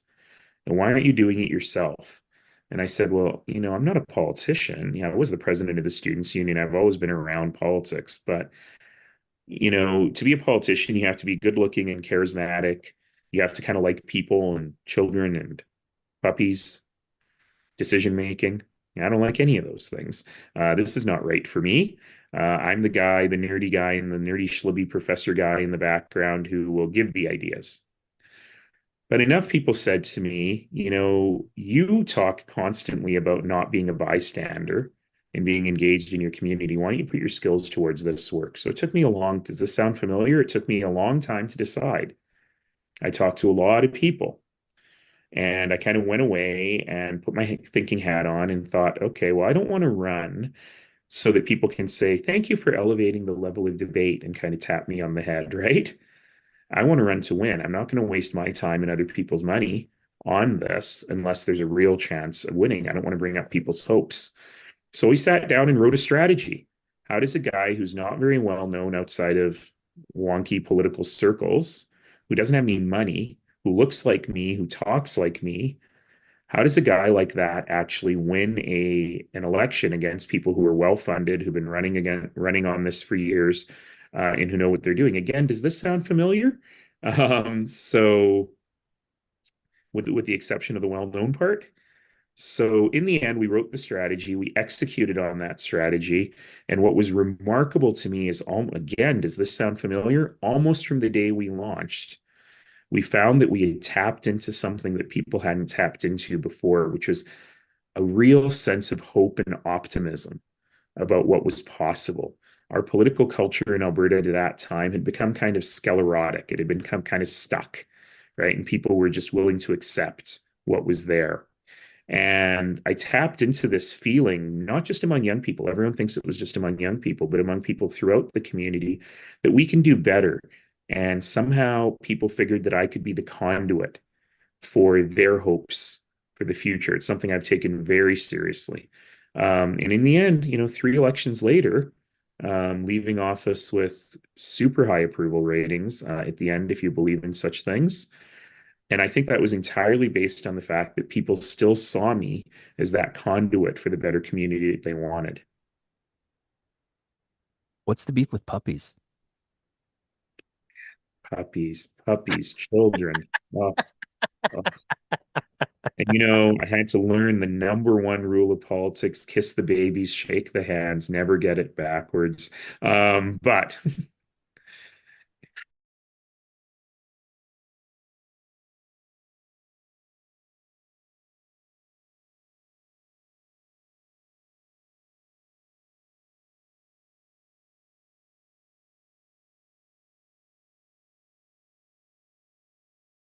I mean, you gotta love puppies, though. Cats, not so much, but puppies. Controversy erupts on the breakdown. Wouldn't be the first time. I'm going to use this as the opportunity to pivot to the today stuff. I mean, I could spend a boatload of time talking about the floods and how for many people your involvement in the floods, and particularly the recovery thing, was different than what a lot of people expected from their politicians of the day. But instead of spending time on that, I want to talk a little bit about the speech that you gave. And I'm sure that this is the first time that anyone's asked you this question. So it's going to be I haven't done any interviews, so you're the very first one. um, but I know there's people who have asked, "Hey, was that the soft launch?" And I know that there's people who have asked, "Hey, was that the moment? Was it scripted? Was it deliberate?" But as somebody who was there that day, the breakdown was live tweeting that event and doing some pictures and our brand of acerbic commentary. There was something fundamentally different about that speech than the speeches that we've seen from politicians on, I'm going to go pretty much any level of government. Um, and I'm pretty sure that if you had said at the end of that speech, "Oh, by the way, I'm running for NDP leadership. You can buy memberships over here," you would have sold a membership to probably everybody in that crowd. But it I was, think I have, in fact, sold a membership to everybody in that crowd this week. But yes. There was an authenticity that was present in that speech. It was not performative. It was not restrained. It was, there's people who have said Nenshi unleashed. But I was wondering if you could talk a little bit about Yeah. that speech, I mean, I was normally the way that I go the flow of the questions with the NDP candidates is I get to the trans stuff at the end, but in many ways, publicly, that was sort of the beginning. So Yeah. talk about that. Yeah, so I'll let you in on the real story there, which is oh, there was no strategy there.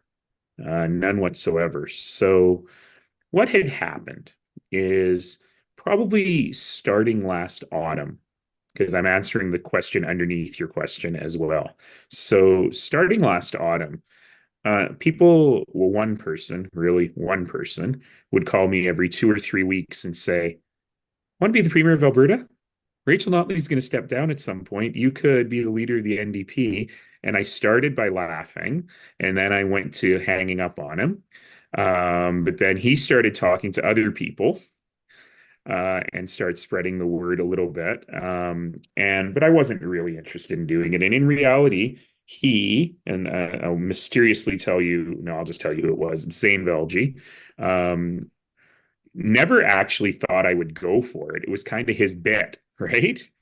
And in reality, what he was trying to do was to see if I would get, because he is actually a New Democrat, and he was trying to see if he could get me more engaged in the party, help them figure out their path forward and how to win and who the right leadership candidate would be. But it was always couched in, "You must do it, you must do it."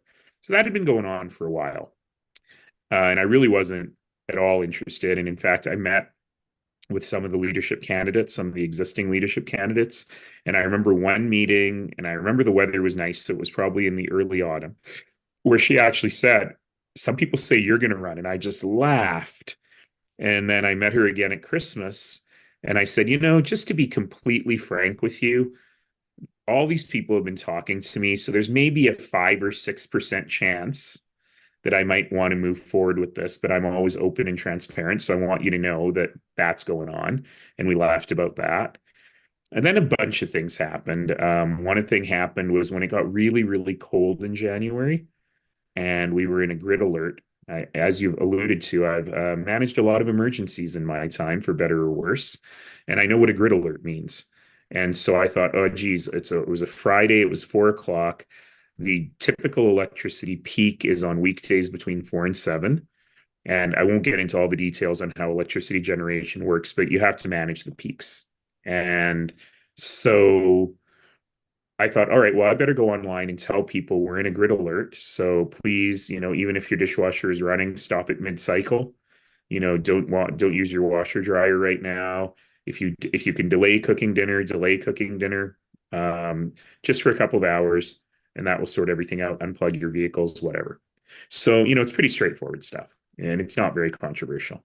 And I got online and started tweeting all of this because I still have, I think, a larger Twitter X. I still have a larger X audience, I think, than the premier does. So I thought I can amplify some of this stuff. And then I realized, so I went to see what the government was actually saying so that I could retweet and amplify. And I realized that they weren't saying anything except they were using it as an opportunity to punch Stephen Guilbeault in the face. I get it. It's tempting to punch Stephen Guilbeault in the face, but when you're in an actual emergency, there are other priorities. And that made me suddenly realize that one thing, because had we gone into rolling blackouts when it was minus 45, minus 50 in northern Alberta, people could be very hurt. And I realized that, geez, this government doesn't actually know how to be a government. They only know how to be politicians, and frankly, not very good ones. And that really hit me hard, because what most people don't realize is when you're the mayor, the stuff that people read in the newspaper, the legislative stuff, the council stuff, and so on, is maybe 20% of your job. Half of your job is actually running a complex organization and getting smart on the files and supporting the wonderful city colleagues who are doing the work.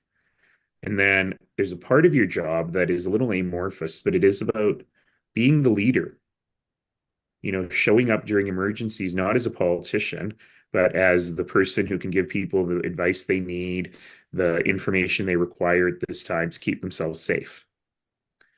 It's about embodying the spirit of the city in a way that is not political. It's not about the people who voted for you, the people who didn't vote for you, but being the representative of the city and what it is. And so it occurred to me that this UCP government only does the first part. They're not really particularly interested in running the province, and they're not particularly interested in embodying the higher ideals, particularly in times of crisis. So that was very troubling to me. And at that point, I was like, geez, does anyone have that same insight? Because I actually, was flattering myself by saying that is a blinding insight, right? And what does that mean? And then the trans stuff happened. And no, that was not part of a strategy. I did not put Danielle Smith up to putting out that hateful video so that I would have something to respond to. But I was really, really struck by it. And so I heard that there was going to be a rally on the Saturday. The Friday was my birthday. And so I kind of was taking a retired guy's birthday and just enjoying my day, put my phone in my pocket and was just running errands with friends and having like the quietest, simplest day. Went to Lunchbox Theater, went out for lunch, and my phone was buzzing like crazy. And I wasn't even looking at it. And I was just thinking to myself, isn't that nice? Everyone's sending me happy birthday wishes. And what I didn't realize is that there were two different things actually happening. A bunch of people really, really upset about these vulnerable children and the impact that these policies are going to have on these vulnerable children. But also, somehow, because a lot of people have been asking me about the NDP leadership, and I had just put out this like very simple, what we call in the biz, the holding statement that said, well, I'm not thinking about it. And I'll probably have something to say in a month, right? And though one of the journalists had picked up on that, Bill Kaufman at the Calgary Herald, and to be fair, he had tried to reach me that morning, but I was just birthdaying. And so I hadn't seen his message, and he ran with the story anyway. So I didn't realize that there was a huge story that was basically will he or won't he, that was also on the front page of the Calgary Sun, will he or won't he, the next morning. I didn't realize this was all going on, and that was why my phone was blowing up. What are you doing? What is happening? Right? No strategy whatsoever. And then when I arrived at the rally, I walked up to the organizer. There's a little more to it, but the short version is the organizer had suggested, she had heard I was coming and had suggested, does he want to speak? So I walked up to her and I said, well, why do you want me to speak? I'm just kind of an old retired guy, right? And she said, no, I've heard you speak at Pride many times, and you always give a very political speech at Pride, not a celebratory speech that reminds us of how to fight for human rights. So I need you to fire up this crowd, and I want you to be the last speaker. And so I was like, okay, I hadn't prepared a thing. And I had made a terrible error. It's almost like I don't know how to live in Calgary, because I'd been out and about the day before and it was a beautiful day. And so when I woke up that morning, I heard, oh, it's going to rain. And in my tiny lizard brain, I interpreted that as beautiful day of yesterday plus a little bit of rain. So I dressed like it was the Calgary Folk Festival. It was cold. Wearing a Pride t-shirt and like a little mountain equipment wind jacket, which actually makes you colder because it wicks everything away from your body. And I was freezing. I usually don't get cold, but I was so cold. And then I thought I needed everyone to see my purple Pride straight but not narrow t-shirt. So I unzipped my jacket just before I went on stage. I was freezing. So people were like, oh, he's shaking with passionate intensity, right? I was actually shivering. And Carla had told me to fire up the crowd, but I also had to fire myself up because I was worried I was getting into hypothermia. So, but then I looked at those kids and they just looked so worried. And I remembered this non-binary student at Henry Wisewood High School that I had talked to a year before, who had asked me if they had any future in Alberta and if they were safe in Alberta. And I remember saying to that kid, you know what? I've known Danielle Smith for 30 years. There's a lot to disagree with about her. She is many, many things, but she's not a hater. She's got a non-binary family member. She's not going to go after you. She's going to stand up against that. You're going to be safe. And I stood there and looked at all those kids, and who knows, that person may have been in the audience that day. And I just thought, I lied to that kid. I was wrong. And I just felt so awful. But then I stood there and I realized I've still got a voice. I still got power.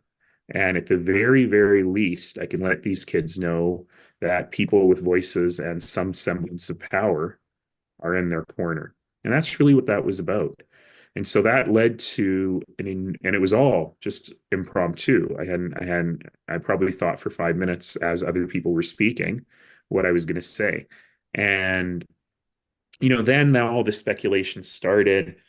And all these people were like, that was his soft launch. He was kicking off this campaign because the front page of the Calgary Sun had will he or won't he, right, that day. But that really wasn't it at all. I know I was in that moment and I was thinking about how do we organize to stop this. But it also led to a lot more conversations with folks saying, you got to do this. And so I really did take the time. I had some contractual things, some work things, because I actually have a job, right? That would have prevented me from announcing until the very end of the first week of March anyway. And so I said, you know what? I'll actually use this as an opportunity to talk to people. I was already 10, 15% there, especially after that cold weather. I was probably closer to 50% after that cold weather response. But I talked to members of the NDP. I talked to people who have never voted NDP before, every corner of the province, to really test saying, look, these are the things I believe in. Is this what the party believes in? Yes, of course, I know the party believes in strong provision of public services and in protecting the vulnerable, all of that stuff, I know. But does the party believe in building a strong economy and supporting the energy sector? Does the party believe in actually not being performative on climate change, but doing meaningful things on climate change that portray Alberta as a world leader that people should follow instead of being a bystander on climate change? Do we believe in balancing the budget? Right? These things that I believe in. And I realized as I'm talking to people that actually today's Alberta NDP is really that. And so then I went, geez, I didn't even realize that this party that Rachel Notley and so many others have built has actually become a place that holds the values that I hold. And, more and more Albertans don't know, I think, that party is that. There's a lot of baggage, right? And so if I can use my limited set of skills here to actually bring light to that, then maybe this makes sense. And fundamentally, that is how I ended up doing all of this. And, there was some speculation that I was taking so long because I was being totally strategic somehow, or that the party was trying to freeze me out or put up barriers in my way. It's not true at all. It's not true at all. The party was welcoming and super helpful. I talked to all of the other candidates who were welcoming and super helpful. And, give me advice, have been giving me advice on places in Alberta that I don't know very well. So that's been really actually quite wonderful. And as I've been having the conversations with Albertans, I suddenly realized, you know what? There is something here for me. Anyway, Nate, I think I'm trying to answer your questions much more short now because I feel like you've gotten through 3 of them. Well, you kind of touched on some of them. I mean, I have to ask, you did endorse the NDP in the 2023 election. So there had to have been some awareness of mutual alignment, or was that endorsement purely like Danielle Smith is she's done some things already. I'd like her to not do more things. What was that endorsement for you? Well, it was a bit of both, and I will say that it was driven by your very polite analysis of Premier Smith's government there. But also the fact that, look, we were in a situation where there was only one other choice. And so what I had done is I'd written a series of columns that were just talking about basically taking the stance of, if you're someone who's never considered voting, who I shouldn't say that. I should say, if you're someone who has always voted conservative, but you understand that this Danielle Smith version of conservative is not Ralph Klein or Peter Lougheed, what are you to do? And so I'd done a bunch of stuff around just helping people think through that decision, but I hadn't explicitly said you should vote for the NDP. And I wasn't planning on doing that because I'm a political commentator. That's not kind of the world that I live in. And then I realized as we were getting closer and closer to the election after the Jennifer Johnson incident where she compared trans kids to poop and cookies, and Danielle took many days to actually do something about it, I realized that this is actually high stakes and I need to do this. So that's how I ended up doing that. But I used terminology like you should lend your vote to the NDP and make them earn your future vote, right? I still believe that everyone who votes for you can't count on them forever. They're all lending your vote. And you have to earn that vote every single time. And so that's how I ended up doing that. And certainly that opened the doors to a different kind of conversation. But that conversation came about quite a bit later. I want to rattle through some policy things really quick. Yeah. So because there's some policy things that I feel like we absolutely need to hit on. If you become the next leader of the NDP, what's your vision for Alberta's economy? And inside of that, I'm going to ask you to include the piece because we've seen what a government can do when it decides, hey, you know what? That's a real nice mountain there. It would be nicer if it wasn't there. And we've seen the reopening of the conversation around the Grassy Mountain coal mines. What's your thought on the coal mining piece? What's your thought on Alberta's economy going forward? Coal mining piece is easy. No, that was easy. And I haven't been deeply engaged in that, but I was a little bit because that was when I was mayor and got city council to unanimously pass a motion rejecting that kind of work, working with Mayor Snodgrass in High River, as well as with Corb Lund and his group of rancher activists opposed to that. But the real issue with the coal mining is not just the coal mining, it's the incredible dishonesty with which the government has put this forward. And now they are turning themselves into not saying this is not a new project. And Premier actually said, I think I read about it on the breakdowns because the breakdown listens to the radio show, so I don't have to. Basically said something like this is a reclamation project, and the only way to reclaim the mountain is by building a huge coal mine in it and 20 years later reclaiming that mine. I don't use rude language. I'm weird in politics that way. I don't cuss. But can we just say, what the fuddle-duddle does that even mean? And so, it's a great example of the rank dishonesty of this government. And why? And why? Who's getting enriched? What lobbyist is in her ear talking about this? This is such an easy political win to just say no. And you're not really going to make any money off of this deal. So who are you listening to? And that's a question you can ask about so many of these decisions, these inexplicable decisions that this government is making. Who's getting enriched? Follow the money, right? What's actually happening here? The broader question on the economy is, and this is something I really had to test with NDP supporters. I worked really, really hard on getting the Trans Mountain expansion done. I'm the mayor of Calgary. It doesn't even go to Calgary. But I believe that it was absolutely critical for the future wealth of the province. And I heard Rachel Notley in her exit interview on CBC's The Current with Matt Galloway, a show with, almost as many listeners as The Breakdown. And I have a terrible habit, which is that whenever I hear a politician being interviewed, I always say, okay, how would I have answered that question? And in that particular case, I went, geez, I would have answered the questions exactly the same way Rachel Notley answered those questions, which also helped me with my decision. I happened to be talking to Rachel Notley that day about my decision, and I told her that, and she was like, sorry, what? But we specifically talked about the Trans Mountain, and she and I worked really hard on that to convince the Prime Minister to make the moves he made against fierce opposition from the NDP Premier of British Columbia. And so, I believe that we are blessed with abundant natural resources in this province, and we are squandering it by selling them at less than the world price and it's the worst thing you can do for the economy and for the environment. And not actually using that money to invest in a more sustainable economic future. So I believe in supporting the energy sector. I believe in an all hands on deck energy strategy, from renewables to oil and gas to hydrogen to everything in between.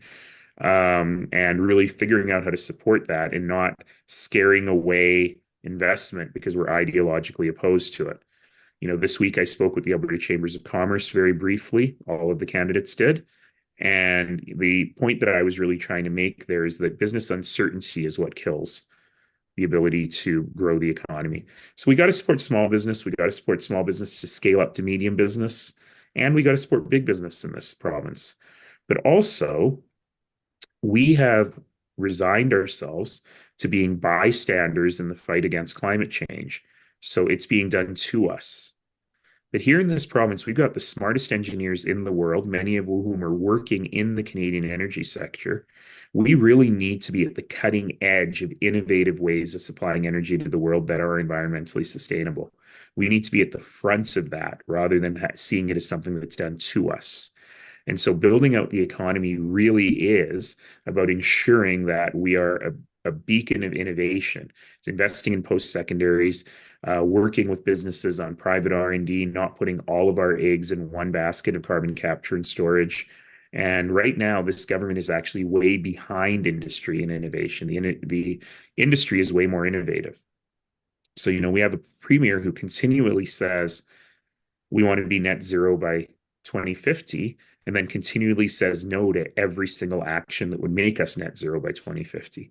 It's very clear what she's doing. It's very cynical and it's very hypocritical. She's just pushing the ball down the field the same way the Harper Conservatives did when they were in power, that said, we have these targets, but they're so far away that we're never going to actually have to do anything to meet them. And then in 2049, it'll be someone else's problem. And I just don't think that way. Would you lift the renewables moratorium? I mean, the moratorium has been lifted, but the moratorium has been lifted, but somehow it's okay to have a coal mine on the side of a mountain, but a wind turbine in a wheat field is somehow offensive, and it ruins the view. It's stupid. The whole thing is stupid. And I know the renewables industry has been very gracious in saying, no, we can work with these rules and so on. But, that billions and billions of dollars investment that went away, it's not coming back easily. And we need a policy that is business friendly in all aspects in that way. Yeah, it blows my mind that you could go to the grassy mountain, you could do the mines, you could risk the water supply for southern Alberta, but you could not put up a solar panel over there because you'd ruin the view. That the dissonance that exists there.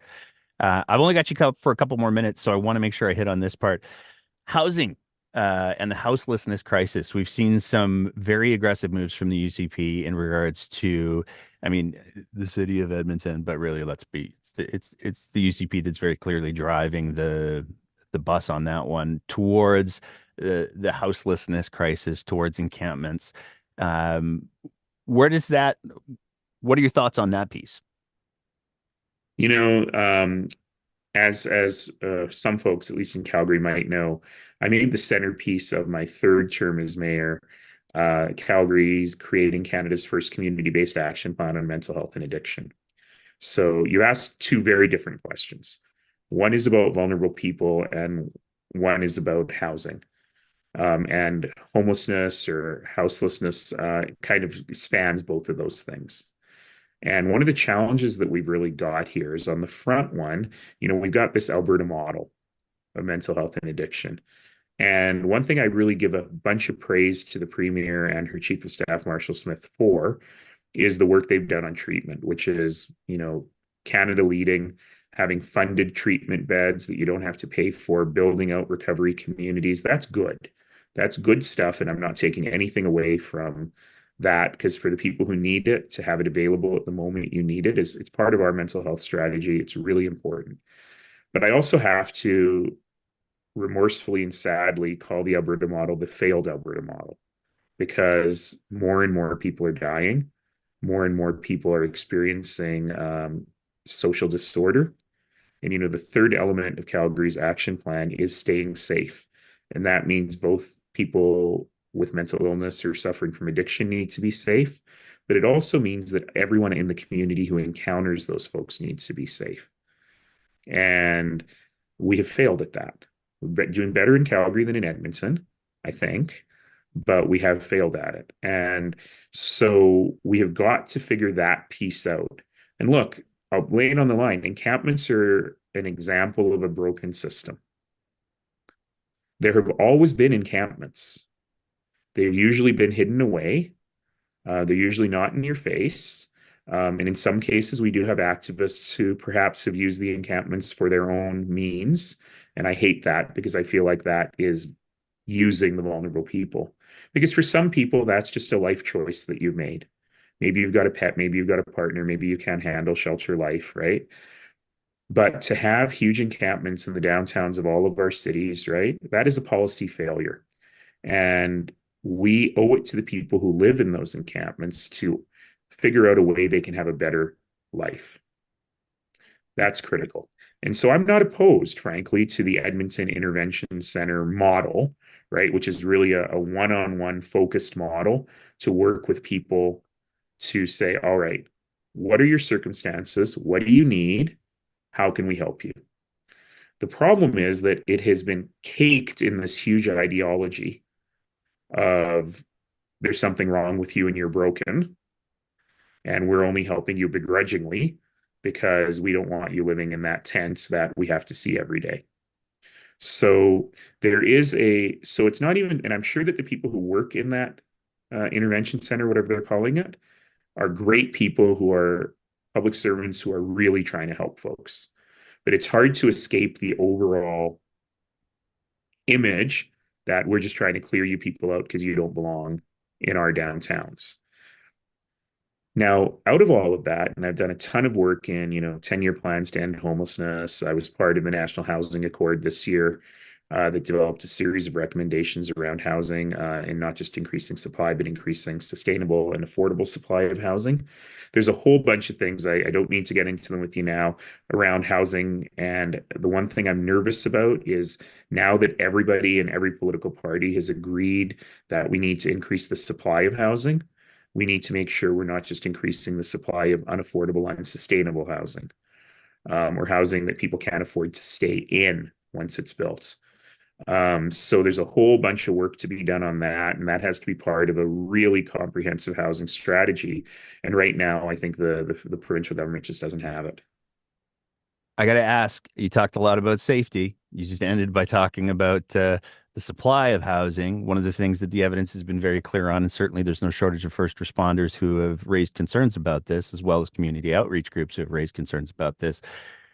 The opioid supply in this province has become profoundly, profoundly toxic. People are Yeah. mixing diabetic medications, people are mixing in toxic substances. I've asked every candidate so far for their thoughts on safe supply, and I know I only have like 2 minutes left with you, sir, but that's a question that I absolutely can't just leave on the table. So tell me your thoughts on safe supply. Is that Yeah, something so I don't mind telling you, Nate, that I am probably a bit more quote unquote moralistic than a lot of folks in this space. I always say I'm like a Victorian grandmother in my life. But I'm also extremely driven by evidence. And so I didn't really love supervised consumption sites in concept when I was mayor, but I knew we had to have them. And one of my great regrets is that I'm the one who said in Calgary, we're just going to have one. We're going to have it at the Schumer. We're going to have it in a healthcare facility. We're going to study the heck out of it and figure out what works and what doesn't work before we expand it. And that was a policy error because we centralized the problem. And, we learned that as much as we want to believe that wraparound services are important, and they are, that they're not needed at the moment of consumption. So the moment you're using is not the moment that we say, and here's a brochure on rehab. It just doesn't work, right? And I don't mean to belittle the work of the people that do that, but we need a more comprehensive answer. So on safe supply, I too, share a lot of the concerns that people have around safe supply, around whether that's enabling self-destructive behavior, and whether and diversion, by the way, is a real issue. If diversion of safe supply is actually causing easier supply for people who are not specifically getting the safe supply with the services that are needed, that's as much as they're dramatic about it in the UCP government, If that diversion is actually happening, that is a real issue. But that's not an issue with the concept of safe supply. It's an issue with how it is done, right? How it is actually implemented. So all of that said, that's a very long way of me getting to, we got to save lives. You can't treat people and you can't get people better if they're dead. And so we've had now, thankfully, a lot of evidence from our friends next door in British Columbia about what's working and what isn't working. It's not working that well. It's helping, but their per capita I'm trying to prevent myself from saying overdose and say drug poisoning. Their per capita drug poisoning rates haven't really gone down with the advent of safer, and I will never say safe supply because these drugs aren't safe, but I will say safer, right? That's why I don't use overdose because that implies some dose is safe, right? But the safer supply in British Columbia, some of it has worked, some of it hasn't worked. Some of the stuff we do in Alberta that, the government doesn't like to talk about, like opioid agnostic therapy and so on, is that, right? It's the same thing. We're just using different language. But ultimately, what we need to do is have this comprehensive view where people who are using are safer than they are now so that we can keep them alive and that we have lots of ability for them to improve their life. And I do start there. I do start by saying that a life of addiction is not the ideal life. And we need to help people get a better life. So I'm not dodging your question, but I am really trying to say it is very nuanced. And I'm not one of those like Danielle Smith who would just say, no, that's wrong. But I'm also not one who would say that will solve all of our problems. Yeah. And that is, I mean, the fundamental question that I think that I was going after is there opposition to it, or is there open to the evidence and the proper execution of it? I am always evidence-based. But the evidence is that the BC model also hasn't worked the way people had hoped it would work. The deaths didn't go up though. In Alberta, we can't say the same thing. That's true. I mean, they stabilized, but they stabilized at unspeakably high levels. Yep. When I was mayor, I would often say that the tipping point is if we lose one person per day in the city. And it was like 2 or 3 people per week. And now it's multiple people a day. Yeah. And so clearly something's not working. This would normally be where I would say if there are any other final thoughts or closing thoughts, but I know that we've already gone. Nate, I know I do have to go, but I want to. I was very, very, very verbose, even more than usual today. So, do you have lightning round? Do you have anything else you need to get me on the record for? The biggest things I think we've kind of really already covered off. The only other I'll ask you to do a couple minutes if you don't mind on the future of the NDP under an NSHE led Sure. NDP, because I think that's one of the things that the questions that people are most sort of like, oh, will it still be the NDP or what will happen? And will he rebrand it and turn it to the Alberta Party for some reason? Don't do that. But That's a really good name. it is a good name. If only there was a good party to back it up. I have a long history there, as people may or may not know. But in any case, yeah, look, I want to be very clear that I was not there when there were 2 MLAs or when there were 4 MLAs. I did not do the hard work of building this party to what it is today. And the people who did that hard work, who built this house, need to know that they will always have a home in this house with me as the leader. Not going to get everything we want, because as we reach out to more and more Albertans, it means we're going to have more and more policy discussions within the party. But what I can promise everyone is that you'll always be heard, you'll always have a fair hearing, and we will work together to make our policy better. And I think the fact that I've been endorsed by probably one of the most left-wing members of the party, MLAs, and one of the most right-wing MLAs at the same time, and we're working on the team together, probably gives you a sense of how I would approach that whole thing. The N in NDP does not need to stand for Nenshi or Nahib, right? The same way that it doesn't stand for Notley. And so we have to be able to create that mechanism. And yes, I believe we need to modernize the Constitution. My bias right now is that the relationship with the federal party hurts more than it helps. But ultimately, that is a decision the members will make. And what I can offer is a fair, clear, transparent process to surface these questions and to let the members make those decisions. And I will absolutely put my opinion in, but I'm open to persuasion, and the members will make that decision. But ultimately, what's been really exciting for me about this last week, which has gone beyond my wildest imaginings in terms of how excited people are. In 2010, it took us about 7 months to sign up the largest number of campaign volunteers that had ever worked for a mayoral campaign. Got about 1,100 volunteers. And I don't mind telling you that in the first 2 days since we launched, we have approximately 3 times that signed up across the province. We had it wasn't a rally. People thought it was a rally, but we had volunteer training on day 2. And I thought that we only invited people on Monday. If you're free at 6:30 on Tuesday, come by. And I thought 20 or 30 people would show up for the volunteer training. And there were 500 people in the room. That And photo so was. I'm just going to jump in for 2 seconds here because I think that this really can't be overstated. One of the hardest things to get in a political campaign is engaged volunteers. Those people are gold for a political campaign. And when I saw that picture of the room of volunteers, I was just like, oh, damn. I was too. Standing in the middle of that room. I was too. And I don't even think I had a mic. I don't think that we thought that there'd be that many people there. No, I think I did have a mic. I think they handed me a mic at some point. But in any case,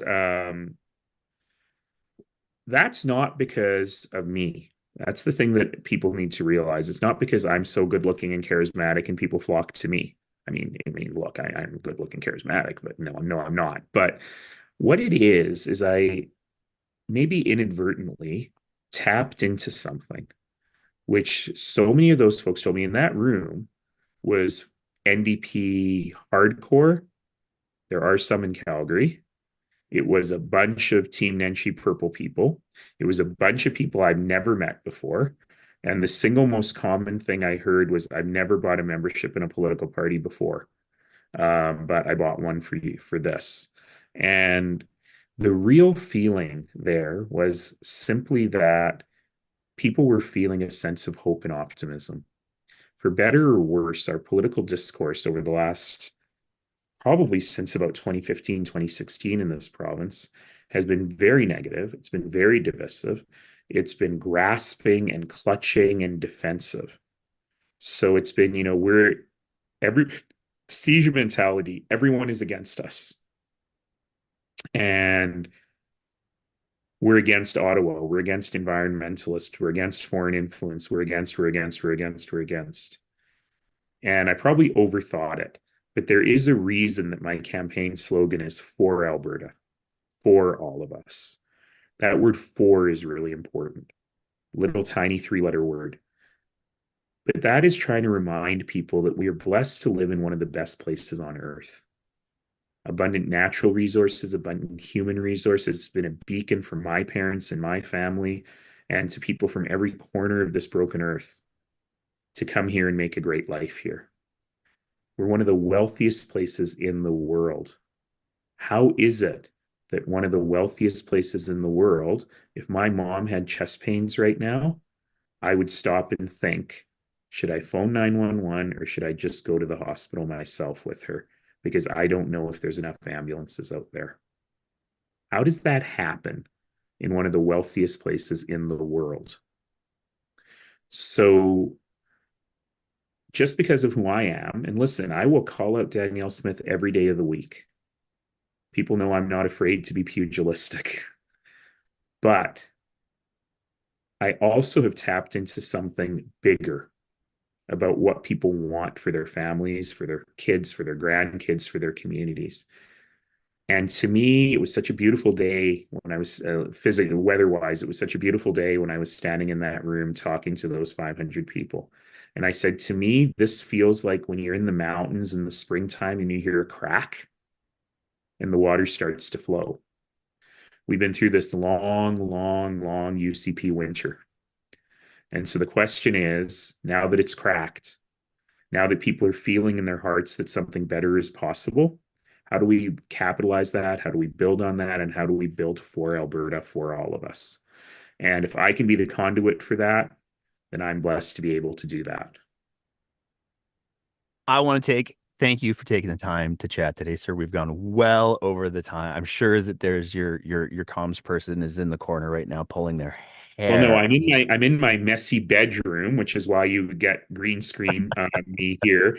But it is very true that I am 10 minutes behind on my next interview, and then I have a doctor's appointment that I'm now late for. So, Well, thank you very much for taking the time, sir. We're going to be trying to put together a Calgary debate because oh, we're fun. ambitious like that. So we will for sure be sending an invitation your way. Get some save the dates in right away because the calendars are filling up fast. Particularly in the time between now and April 22nd. And oh, my comms person would have killed me. So I will say one last thing, which is this is a tight race, folks. So the membership deadline is April 22nd. April 22nd to May 22nd is kind of this weird period where you don't have your ballot yet, but you can't buy a membership. And so April 22nd to May 22nd is when the party is organizing all candidate debates and things like that. For that month. And then towards the end of May, people will get their ballot in the mail with a pin, and you can vote online or by mail. And then the deadline to vote is June 22nd. And on June 22nd, the leader will be announced.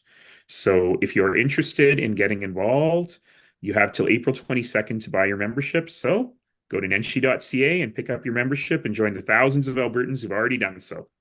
There we go. Thank you very much for taking the time today, sir. I really appreciate it. And hopefully we'll be able to make a date work for that debate. Thanks, Nate. Thanks for all you do. Take care. All right. Bye-bye. And that's it for another episode of The Breakdown. As always, if you appreciate the kind of content that we're trying to produce here, we would love nothing more than if you thought about signing up to be one of our Patreon sponsors at www.patreon.com/thebreakdownab, where for just the price of a fancy cup of coffee a month, you can help us continue to produce this kind of content. Whether you're listening to the audio version of the podcast, in which case, maybe leave a review and a rating, or whether you're watching it on one of our streaming platforms, we want to say a big thank you to everybody who is part of the Breakdowns audience. And as always, take care of each other and keep the conversation going.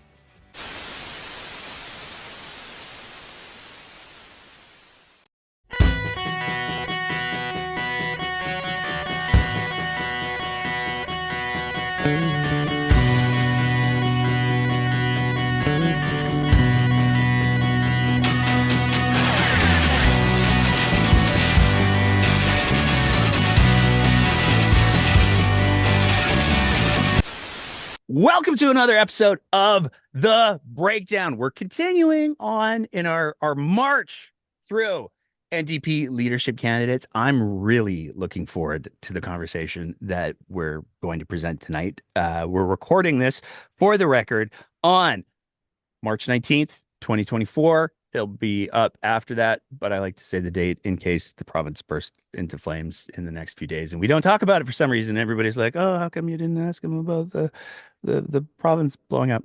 So all of that out of the way, I am so excited and very grateful for the opportunity to be able to welcome to the show leadership candidate for the NDP, MLA for Edmonton Rutherford, and a bunch of other things we're going to get into too. Jody Calahoo Stonehouse. Jody, thank you so much for joining us tonight. Yay! Thanks for having me, Nate. I'm thrilled to be here, and let's get to the hard questions. Well, I got one I want to start with out of the gates. All right. Because we've seen throughout the announcement of the various, as I say this, I just realized I think there may be one candidate as of the date of this recording who hasn't released a video, but everybody else has. And everybody else's videos have had various different tones and various different things that they hit on. I don't think anyone was quite as bold as you were in yours. And the statement that you made directly to Premier Daniel Smith, where you were like, pack your bags. That was I'm curious. Walk me through that. Like I mean, there's a multifaceted statement to make for a lot of different reasons, but what brought you to like, no, you know what? I'm coming out swinging. Mhm. Well, you know what it is, Nate? It's sitting in the legislature, being excited to be a part of democracy, thinking we're going to tackle the complex problems and have these innovative solutions, make life for Albertans better. And then we put in Bill 8, the government, and this allows unlimited gifts for MLAs like myself and remove the cap off of what we can pay, the government can pay folks that they bring in. And I was like, what the? Seriously, we're having a water catastrophe, drought like we've never seen before. We have drier soil than we've ever had in 105 years of Alberta's history. We've had forest fires. Like, you know, our education system, our healthcare system, and I'm getting unlimited gifts. This is what you're putting through for government business. Get the fuck out of here. Yeah, that's where it comes from. That's fantastic. Love the fire. I got another thing that I want to hit on in that section there because there's pieces of that bill in particular that, with the introduction of it, let's say, that I found fascinating little things to touch on. But before we do, because I have a feeling that if I get into the getting on this, we're just going to go and it's going to be wonderful. But I want to make sure that I hit on the things. So before we do, I'm going to ask you to do the same thing that I've asked everybody else, and I ask Yeah. every guest who comes on the show, um, for our audience, whether they're listening to the audio version or watching on the internet machine. Um, who is Jody Calahoo Stonehouse? Well, I would like to say that I'm a humble person. I've been taught many things by pretty extraordinary people in my life. A lot of elders have blessed me with knowledge and insights. I got to spend a tremendous amount of time on the land as a little girl with my grandfather on the trap line. And that's really where my love of the land developed is we would go walking down the Sturgeon River where we would have beaver traps and we'd have fishing nets. But he would talk about the relationship between the owls and the mice and the hawks. And, I was learning, ecosystems and biodiversity as a 6-year-old and the importance of these relationships and what happens when you knock one system out of balance, how it disrupts the entire ecosystem. And I would say I learned a lot picking medicines. My grandfather would take me to where his grandma would take him as a little boy. And my grandfather lived to be almost 100 years old. So he would tell me stories about his grandparents, and I was lucky enough to get his kitchen table where he used to tell me Louis Riel came here to ask us to join the rebellion, but we said no because we thought he was crazy. So I come from this rich, deep history. My mother was, a Mohawk woman who was gardening, and we didn't waste anything, recycle, never contaminate, like really strict, lots of love. My stepdad was extraordinary. He was the fire chief in our volunteer firefighting. My grandparents owned the hardware store in a small town. So I had this amazing childhood where I was running a till in a hardware store in a small town, working at the insurance firm where my mom was in the small town. And then I was out on the land trapping and harvesting, picking berries and medicines. And then, of course, went on to multiple degrees in universities. And my love of the land is what brought me here. And, we're seeing a lot of contamination, a lot of forest fires, the drought. And we're going to need some strategies and some problem solving really quick to make sure that, our ecosystems such as agriculture, our economic systems, that so they continue to thrive and survive. We're going to be facing some really challenging times as Albertans. And now more than ever, we need to be brave and innovative. So that's a little bit about me. Done a lot of things, raised some kids.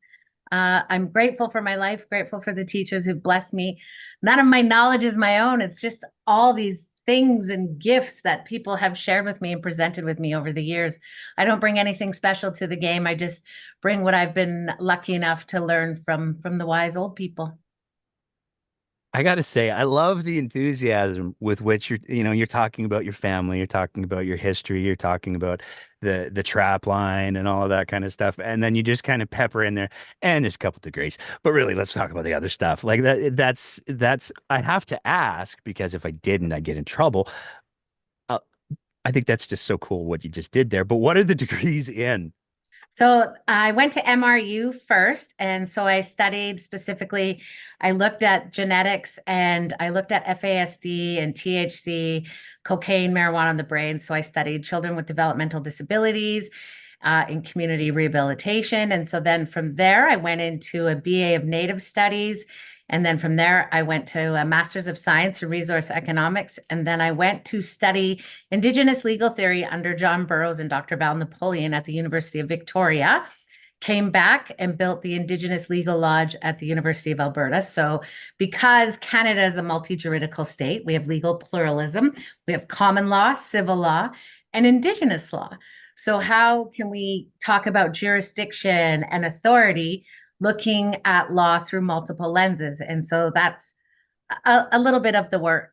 And my research with the Masters of Science was downstream from the oil sands. I was privileged enough to spend time with grandmothers, mothers, daughters, and granddaughters and listen to the oral tradition about the women's experiences with populations, with species, habitats, migration patterns, and the water. Like I'm listening to you explain, like go through all of this, and there's a little part of me. I'm just gonna be honest. It's like, oh man, do we have to talk about the NDP leadership race? Like, Well, you just here's covered so much ground right there. oh, and it's such an exciting time, this leadership race.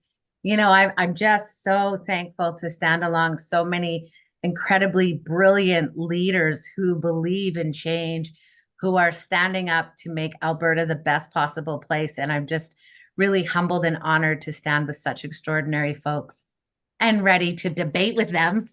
Oh man, I'm feeling sorry for them right now, because you're bringing the heat. It's fantastic. So let's get into. I want to get through my list so that I can, because I have so many other questions that I want to ask you. But um, let's get through the list. Um, to start with, the first question that I've been asking everybody is I don't think that there's any reasonable question that up until this point in time, the NDP has very much been the party of Rachel Notley. It's been and it's important to highlight as well that when we're talking about it being the party of Rachel Notley, I should probably hedge that a little bit and say it's been the party of a Notley for literally decades now. There's a dynasty that has existed inside of the NDP for not a small amount of time. And that dynasty is now coming to an end. And a lot of people are wondering, what does this mean for the NDP? What is the direction that the NDP takes? The way that I phrased it previously, some people are saying, oh, the NDP is going to make a hard run for the hard left, and a lot of other people are saying no, they're gonna run for the center because that's where they can pick up the most votes. So the question that I'd like to ask you is, under your leadership, what would the NDP future look like? So I would say we are exactly where we are supposed to be insofar as Rachel built this incredible foundation. Not only Rachel, but also her husband, her entire family. They have committed their life's work to building what we are as a party now. And the incredible folks that we've brought along for MLAs from Calgary, from Edmonton, like the team is impeccable, remarkable, like just outstanding thinkers, leaders, thought leaders. And so when I think about what we're going to be as a government, we're really just going to be very simple, very logical, very reasonable, cleaning up the damn mess kind of politicians. Nothing fancy. It really is about rolling up our sleeves and looking at the systems of healthcare, child and family services, looking at, the first responders, all of the work that we're going to have to do around reparations of these systems, but also reimagining with folks who work there, folks who use the systems. How do we make it better? Because right now they're falling apart at the seams, they're bursting at the seams. So we're not going to be anything fancy. We have a solid foundation to stand on. And that's thanks to Rachel and her family's sacrifice and their hard work.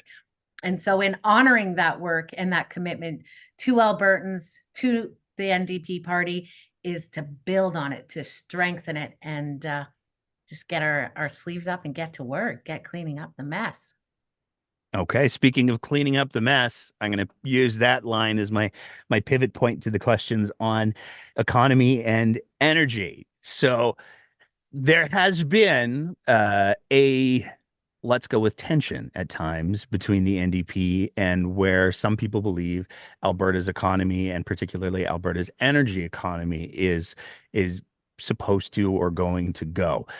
Where do you see the relationship between an NDP government under your leadership and the oil and gas sector for the next 20, 30 years? You know, that's a really important question because that's the foundation of who we are as Albertans. If we think about all of the beautiful things that we do have, it's been thanks to our relatives who've been working, you know, in the oil patch or somewhere in Calgary in a tower connected to the oil and gas industry. So energy, we are energy leaders, and we have got to stay competitive at the international level with energy. And so if oil and gas are transforming, then we need to be the leaders in that transformation. We need to be the leaders in how we capture carbon. We need to be the leaders in how we're going to transform drilling, because we're experts into drilling, into geothermal drilling, and generate power through geothermal. We look at examples like Norway. They get 72% of their total power from geothermal. So, you know, there are things that we can do that we are already experts in that are not going to take a huge amount of investment to transform our energy system. We need to continue to make energy, to sell energy, so that we are globally competitive. With that competition, with trade and all of those economic systems that we need to navigate, we also have to make sure that families have jobs, that they are being paid equitably for their work, their time away from their families. Everybody wants to make sure that they have a roof over their head, food in their fridge, and heat in their house. And that's our job as government, is to make sure that we are facilitating the transformation from one energy system to another, to support and invest in our talent, to invest in our, you know, our unions and our all of the industries, so that the work is easier to transfer over. Then there's less resistance. There's resistance because there's fear. People want to know they're going to have a job. They want to know that they're going to be able to take their family on holiday or do the things that we have been doing. But none of us are going to be able to do the things we've been doing if the forest fires get out of control, if the drought is unmanageable. So what we have to do first and foremost is deal with the crisis and the emergencies and the chaos and get those under control. And then we can start to invest in post-secondary institutions, get students start to imagine a new energy system. I mean, Alberta, what have we done for the past 4 decades with our royalties? Where has the money gone? Why do we not have education schools of excellence? Why do we not have hospitals that are outstanding in all of Canada? We had more money than any other province in this country. What have we done for ourselves? So, yeah, oil and gas, energy is the foundation of who we are, and we have to stay in the game. And that moratorium on renewables was absolutely crushing. We lost millions and millions of dollars. We lost investors. And it is going to take us anywhere from 12 to 18 more months to continue that recovery journey, to repair the relationships with investors, to encourage them to come back. And, you know, the folks who had those jobs all of a sudden didn't. You know, I mean, we have work to do. We have a lot of work to do. I mean, you teed me up right there for the renewables question. I mean, we've seen that in this province, the current government unquestionably has a bias toward what end of the energy sector they want to see grow and what end they'd like to not see grow, maybe so much. Danielle Smith put forward her renewables moratorium, and then she, in effect, in many ways, codified it with the restriction zones. Would you keep the restriction zones? Would you eliminate the No, that's ridiculous. They're ridiculous. They're embarrassing. It's shameful. And if we were to think about our oil and gas in the same mannerism, like we've just grown accustomed to pump jacks. We don't look at them and go, oh, is that hurting the farmer's agriculture because they're going to have to drive the combine around the pump jack? No, we just accommodate and we drive around it. And we will do the same with wind turbines and solar farms. We have to adapt. And that's part of the gift that we have as Albertans, is that over time we have adapted, and we need to continue to do that. That moratorium is just, we're going to have to do the work, and we need to be leveraging our experts. We have so many good, qualified people doing stuff. I mean, folks who were doing innovative stuff here have left to go to Germany because they couldn't get investment to do their work here. So this is the kind of thing, if, you know, I was so disappointed when so many of the UCP members went to Germany, and I thought, oh, good, they're going to see that there they have solar panels on every single house in Germany, pretty much, that they've got wind turbines in Switzerland and Germany. In Norway, they're doing geothermal, they're doing hydro. Like, they're going to see this diverse energy system in the way that other countries are thriving.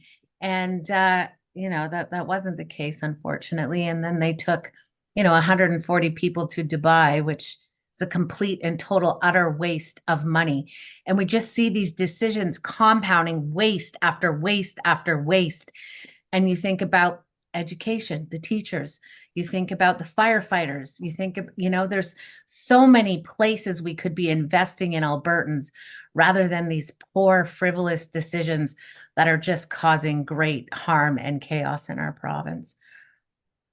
Does your pro energy and resources policy extend to things like, oh, I don't know, I'm just spitballing here, coal mines on the grassy mountain, perhaps? Oh, coal mining. I thought Rachel dealt with this. Did she not deal with this? Evidently not. Here's the thing, and this is the same with this is the big picture AER stuff. You know, when we look at coal mines, when we look at oil and gas, when we look at any sort of energy development, what is the potential harm it is going to cause to our watersheds, first and foremost, because we know that we are headed into a crisis. You know, back in the 80s, sure, we had unlimited waters, water everywhere, clean drinking water everywhere, and not to mention Stanley Cups. So they were coming out. I mean, we were doing great in the 80s. It's not the same anymore. We've had record profits leaving our province, but we also have record contamination. And so when we look at companies from Australia coming in to mine the headwaters, what is the AER doing? What is their job? Are they doing their job? Are they invested in? Do they have the water scientists? Do they have the experts who can actually qualify and quantify a reasonable response to ensure that generations of Albertans have a water source that is protected? First and foremost, because without water, we have nothing. I mean, the 80s were hard on a lot of organizations. They clearly took their toll on the AAR. Lord knows that they took their toll on, at least I can think of, one hockey player. We paid prices for the 80s. I'd like to talk next about, you move very quickly. I'd like to talk next about the questions in regards to, and this gets complicated. I want to acknowledge that right out of the gates. And this was particularly underscored in a really unfortunate way by the Edmonton Police Service last night with their PR video, I guess we would have to call it if we were being generous. There are really big conversations going on in the province right now about the housing crisis, with the cost of housing, and that leads into, for a growing number of Albertans, a homelessness and houselessness crisis. It is I wish that we could talk about those two things without talking about the demonization and the stigmatization of people who are experiencing housing and houselessness and homelessness. But again, with the video that EPS released yesterday, they doubled down on a trope that has been denied by the victim of the actual crime, and they forgot to edit out the closed captioning. They edited out the video segment, but they left the closed captioning segment in, which is not why are our police in this province having such a hard time with tech these days? That's probably a separate conversation. But what do you make of the let's do it one at a time. So what do you make of the cost of housing crisis? How would you like to see that addressed? Okay, so you're right. This is a complicated. So we're going to address this in multiple ways. One, we have to build affordable housing for Albertans. End of story. We have to build it across the province. We need to make sure, I mean, we're inviting foreign workers continuously to come work. We need to make sure they can have a place to live rather than in a tent downtown. That's important. And, you know, part of our history of Alberta is we had more Indian residential schools than anywhere else in the country. Having more Indian residential schools means we have more survivors. With more survivors, that means we have more intergenerational trauma, which means, again, we have the highest numbers of kids in foster care. We had the highest 60 scoop numbers, the millennial scoop. So these are all system kids, system people, if you will, because of the legacy of the Indian residential schools. And so when we think about the housing crisis, the opioid addictions, this is where we need to come together with the federal government, the provincial government, the municipalities, and also the Indigenous governments. And we need to sit together. And this has to be a collective agreement, a shared agreement, where we are building housing with wraparound services, both in the rural spaces and in the urban spaces. Because what we are seeing with folks with complex needs is that we have trauma on the brain. And there are tons of doctors who've done a ton of research. Oh gosh, you know, Dr. Gabor Mate, Dr. Bruce Perry on child development and trauma on the brain. And so we have to create services for where people are at. We know that they have childhood development trauma on their brain, but there are also conflated with potentially maybe crystal meth or other opioid addictions or alcohol. So now we've got multiple injuries on the brain developed, which means functioning and reasoning is going to be very different than the typical person. So that means we have to create housing with wraparound services to support people. And if we look at the economics of it, if we look at what it cost for 800 amputations last winter, what is the math on that? What is the math on the calls for service to firefighters, to police? What is the math on people waiting in hospital services versus then if I needed to go to emergency for a sick kid or whatever, I can't get in there because it's backlogged. So if we just look at the economics of housing people, there's tons of studies that have been done on this, that it's actually going to save the taxpayers money over time. And it is the right thing to do. It is the humane thing to do. These folks have had a hell of a life. Many of them don't even know where their moms and dads were from. Like, they were taken away from their families at ages 3 to 6 years old. Some of them were driven 500 kilometers on a train to come here, to go to a residential school here. And then at 18, they get let out. And, you know, we know all sorts of compounded, conflated issues. But here's the thing, the root cause is the trauma, and we have to deal with that in order to move forward. In Alberta, this is just the reality. We had more schools than anywhere else in the country, which means we're going to have more work to do, which is why we have to do the partnerships. And we have got to change the trajectory of where we are going, because we have more kids in care than ever before. We have more kids dying than ever before. And we have 5 adults a day dying in Alberta. That is insane. 5 human beings a day in Alberta. What are we doing? Something is not working. Spin it around, figure it out, because this is not acceptable to just sit back and let people die.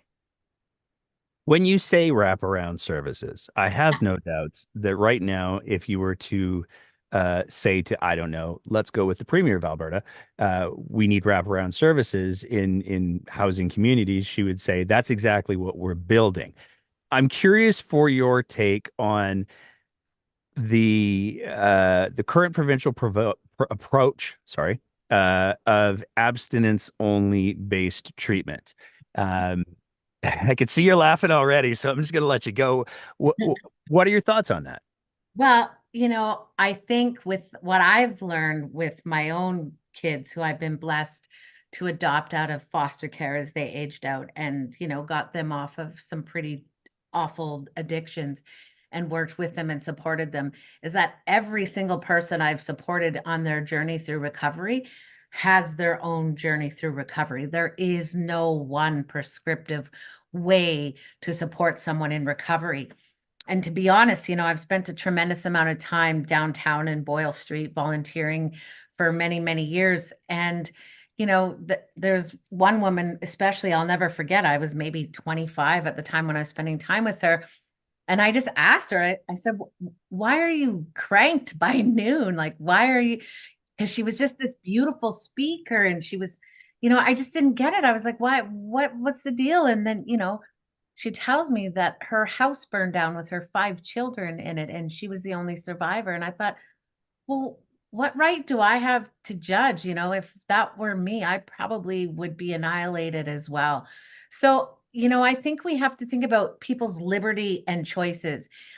And when I think about the ways in which we offer services for recovery, it has to be culturally safe, Indigenous led. It has to make sense to people's identity. It has to make sense where we feel like we belong somewhere. And the trouble and the part for me that's really upsetting with where the province is going is, these treatment centers have been contracted out to many Christian organizations. And, the Christian faith is a beautiful faith, just the same as Muslim and First Nations. However, we have a tremendous amount of trauma because of the legacy of the Indian residential schools around Christianity.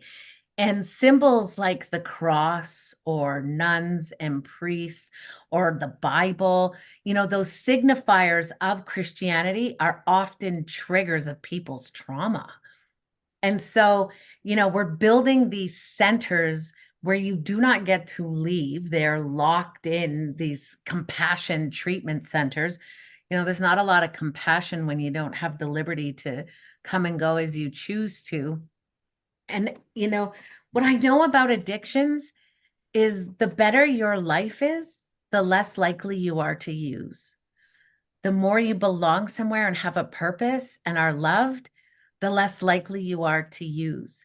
So if we think about the root causes of why people are using, that's where we have to address. Like, what is the purpose for people's lives? What can they do with no education? If we look at the kids in foster care who are coming out, they don't have a Christian value system. They don't have a First Nation value system. They don't have a Muslim value system or any other faith-based value system because they have gone to over between 5 to 50 foster homes in their lifetime. And then in those homes, they may have been or may not have been sexually abused, physically abused, emotionally abused. But what we do know for sure is they were neglected and they were not loved. So now we literally have thousands of young people angry, don't know where they belong. They have no value systems. And we're going to lock them up and tell them to sober up.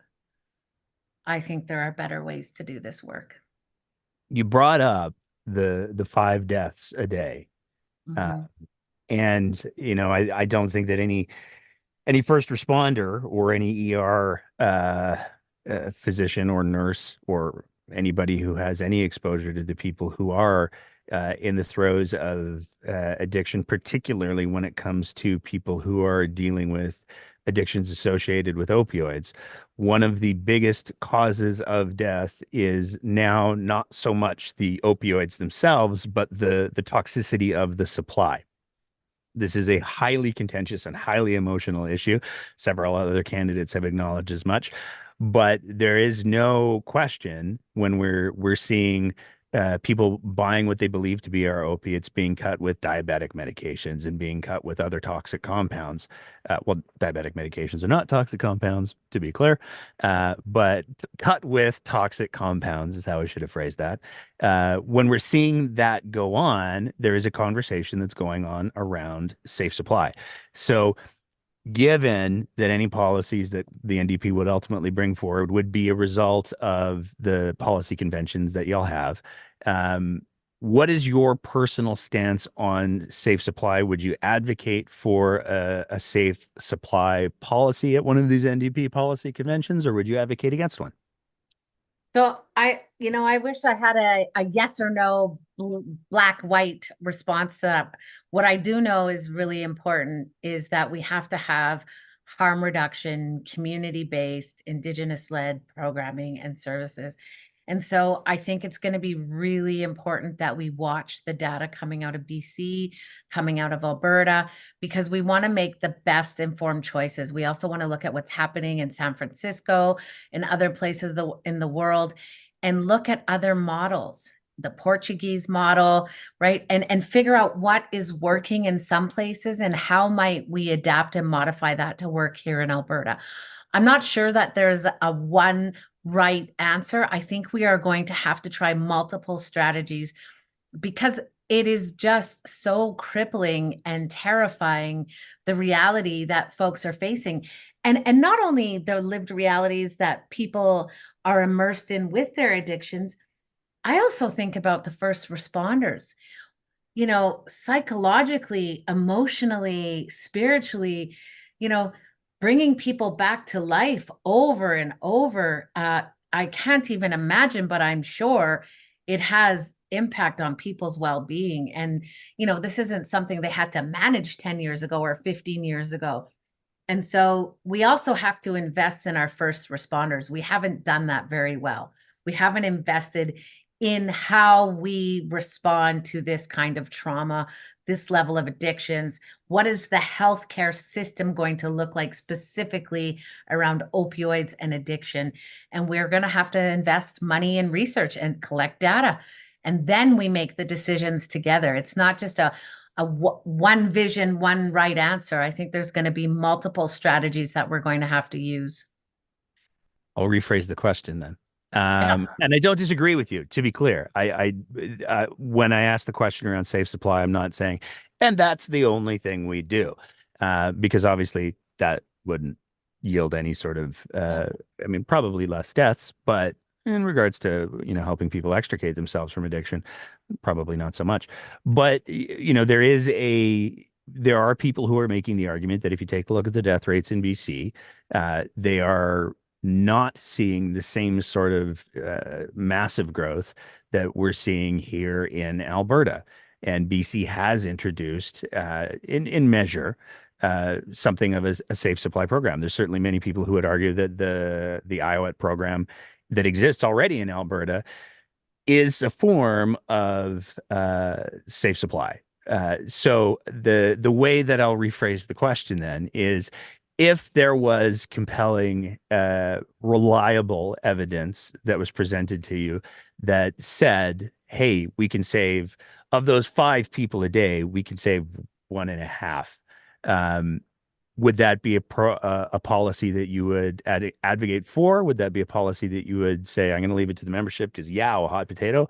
Or would you advocate against it? No, I think we would have to look at it in conjunction with how are we improving people's quality of life. So not only saving people's lives, but their lives have to be improving. That's the whole point, right? Nobody, people use because they're numbing their pain. They use because their life is not a great place, wonderful place to be. So whether it's safe supply or unsafe supply, addictions are addictions because people's lives hurt, because their reality sucks. So our job is to fix the problem, which is how do we improve people's quality of life? And if it means, and the data shows, having safe supply, then that has to be part of the response. But I don't believe wholeheartedly that solely that's going to fix anything. I think it's going to be a combination of responses. Yeah, no, I no question that if there was anybody who is advocating only for free drugs always, I would have a lot of questions for those people as well. I want to talk about the houselessness piece a little bit more, because I think one of the conversations that is worth having is we, you're aspiring to be the leader of the highest office in the land.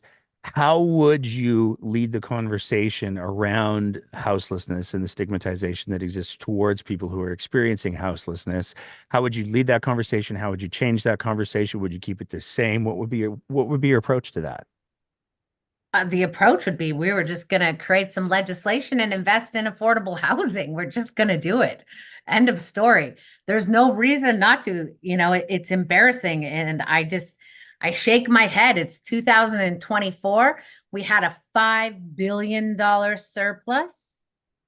No one wants to talk about that. Yeah, we're just continuously lighting money on fire, and this is about stopping the hemorrhaging. And so reducing the costs over time means that we are going to put people in houses. Nothing fancy. Affordable housing is not fancy, but it's housing nonetheless, and it's the humane thing to do. I think it's important, and this is an issue that I know some people feel has been talked about to death. Unfortunately, the reality is as long as this issue is talked about, there will be deaths that come of it. I'm going to talk now and ask for your thoughts on the healthcare policy suite that Danielle Smith announced in regards to gender affirming care for kids, gender affirming care for adults, choice in sports for adults, which I still find like, what? Why are we? But I've asked every. Okay, Nate, I'm going to just tell you straight up what I think about all this. So, my grandfather, my great grandfather, was a treaty signatory. Okay, Michelle. When he sat with that treaty pipe, it's a sacred covenant because let me tell you, I asked the elders repeatedly, why don't we burn these treaties? And they were like, that's not our way, my girl. We're built on respect and love and kindness. And, that treaty is as long as the sun shines, the grass grows, and the rivers flow, we will live as relatives on these lands. We didn't say, if you're queer, you can't come here. If you're Muslim, you can't come here. If you're Christian, you can't come here. That treaty is for all people. And that is the foundation of our belief system, that there's room for everyone in this circle. And so when I think about these policies that, again, have been spent millions of dollars on while the province is burning down and there's going to be no water and no plan for the cattle to be moved, for the irrigation systems to be picked up, for the towns to get water shipped. We're already shipping water at $10,000 a day. That's a distraction. Deal with the issues of your mismanagement and your incompetency. Targeting trans kids, which is what, 0.023% of the population? Get over it. Like, you're wasting my time and my money. And Albertans, we have a place to go, and that is to the future. We have to figure out how we are going to survive the next decade and let our children have the decade after that, which means getting smart about the future. And we cannot be stuck in 1982. And that's what that did, is it brought us back in time, and it's horrible. It's divisive, it's harmful. And, these are the kids who have the highest rate of suicide. What are you doing? What are you doing? It's insanity, and it's hurtful. And that's not how politics should be done in my homelands. They're done with love and grace and kindness because there is space for everyone here. And my grandfather sacrificed when they signed that treaty. That was the agreement. We would live as relatives. That's not what you do to relatives. So you'd repeal the policies then? Absolutely. And here's the thing, the Alberta Medical Association right away came out and said, actually, we don't do any of this. Yeah. Again, wasting time and money. I got a couple more things that I want to ask you about. And as we're working our way towards some of the bigger ideas that I want to ask you about. I'm actually making myself uncomfortable, and I'll address that in a bit. But before we get there, um, there's been in the announcement, and unfortunately, I haven't had the opportunity to ask every candidate about this because time is linear. But there's been a national announcement in regards to the pharmacare program. And as soon as the pharmacare program was announced, details be damned. The UCP came out and said, "Oh, we don't want nothing to do with that. We don't want to have free diabetes medications or birth control because it's not free." I still don't understand the logic. I have listened to her speak so many times, it hurts, and I just can't wrap my head around, wait, so because it's not everything everywhere all at once, we're going to say no to the free stuff now?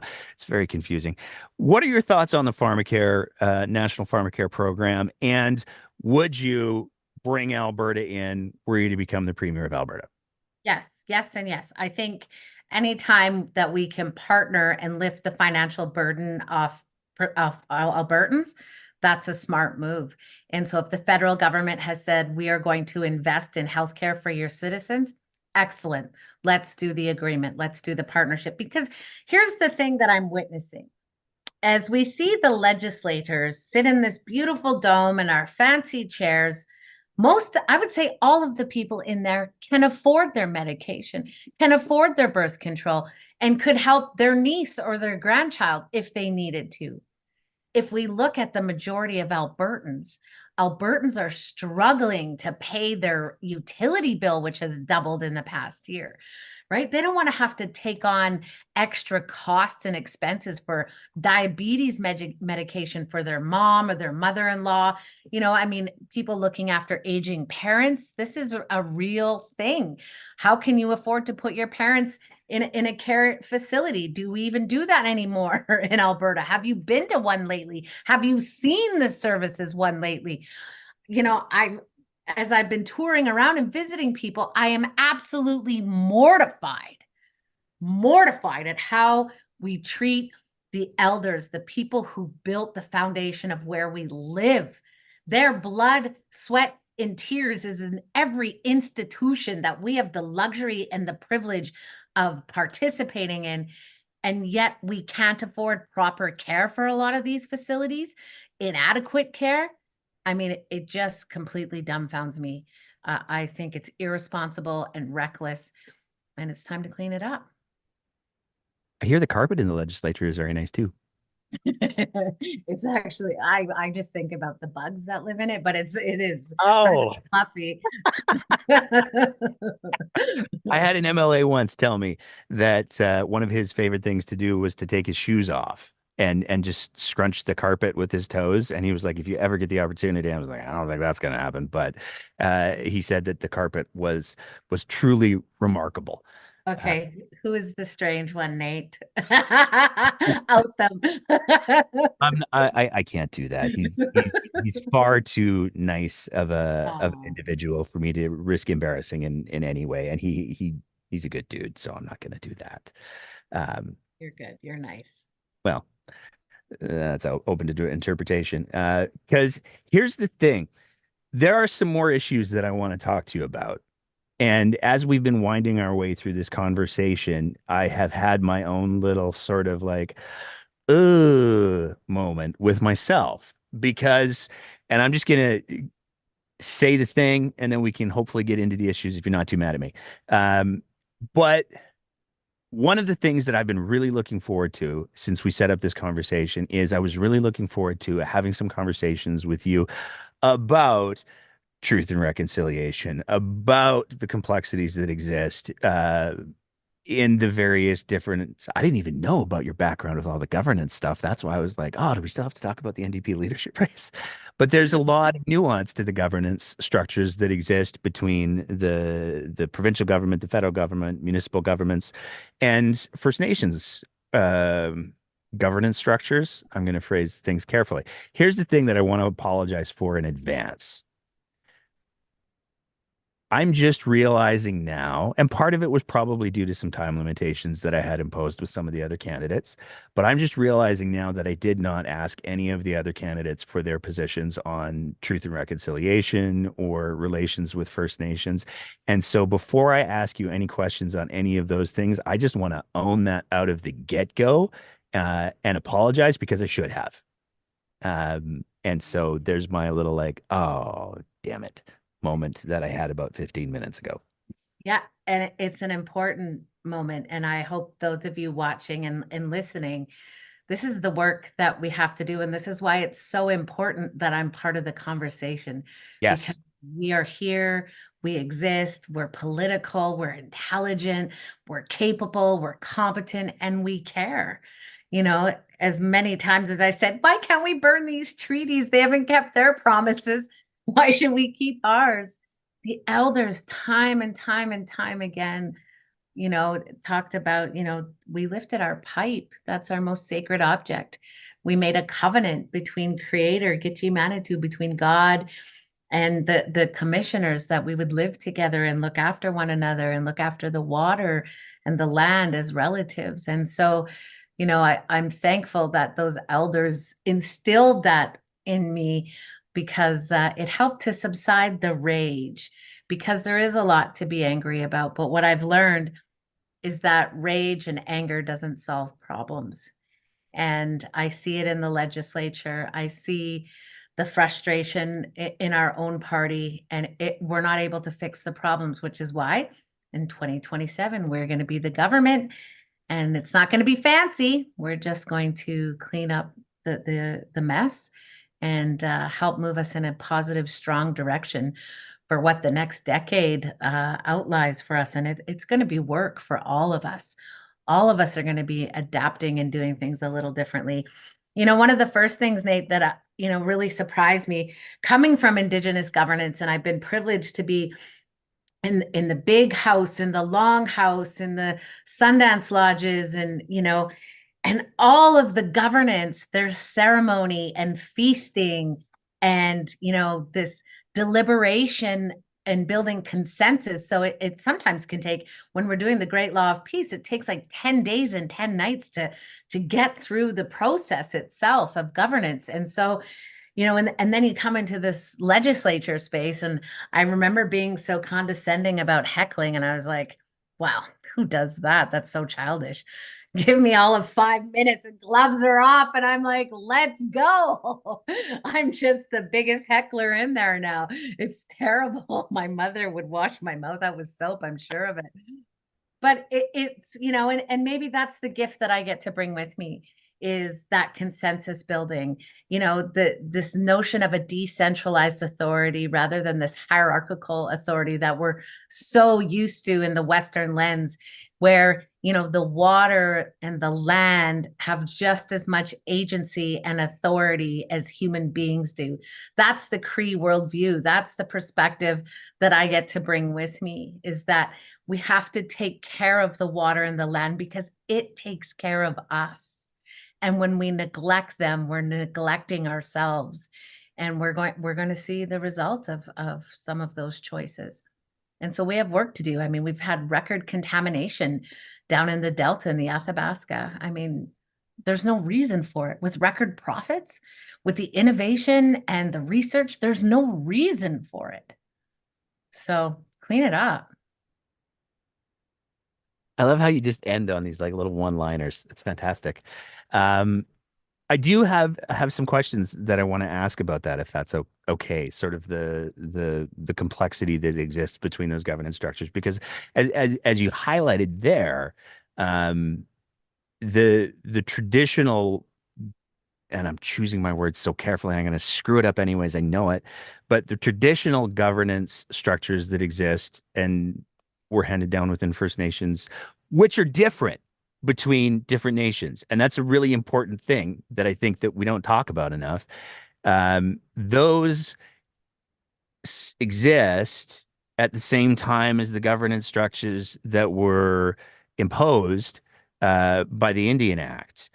And I would love to get your take on how do we, I'm gonna sorry, Mom, I'm going to use a word.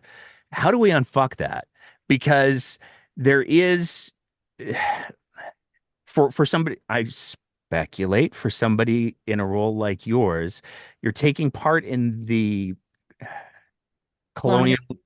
yeah, governance structures, while still you're participating in the traditional governance structures. And how does somebody who is premier, other than getting awarded the occasional headdress or ribbon skirt, how does somebody as premier help bring along everybody who doesn't understand all of Alberta? Literally, all of Alberta is treaty land. And so all Albertans are treaty people. And it's probably a good idea to understand how incredibly complex this all is. How would you approach that as premier? Well, and not only is it complex, it's also very simple and very beautiful in the fact that in Alberta, we have three treaty areas, 6, 7, and 8, which means we are all treaty people. And so, in being treaty people, that means there are treaty responsibilities and obligations to each other, to the land, and to the water.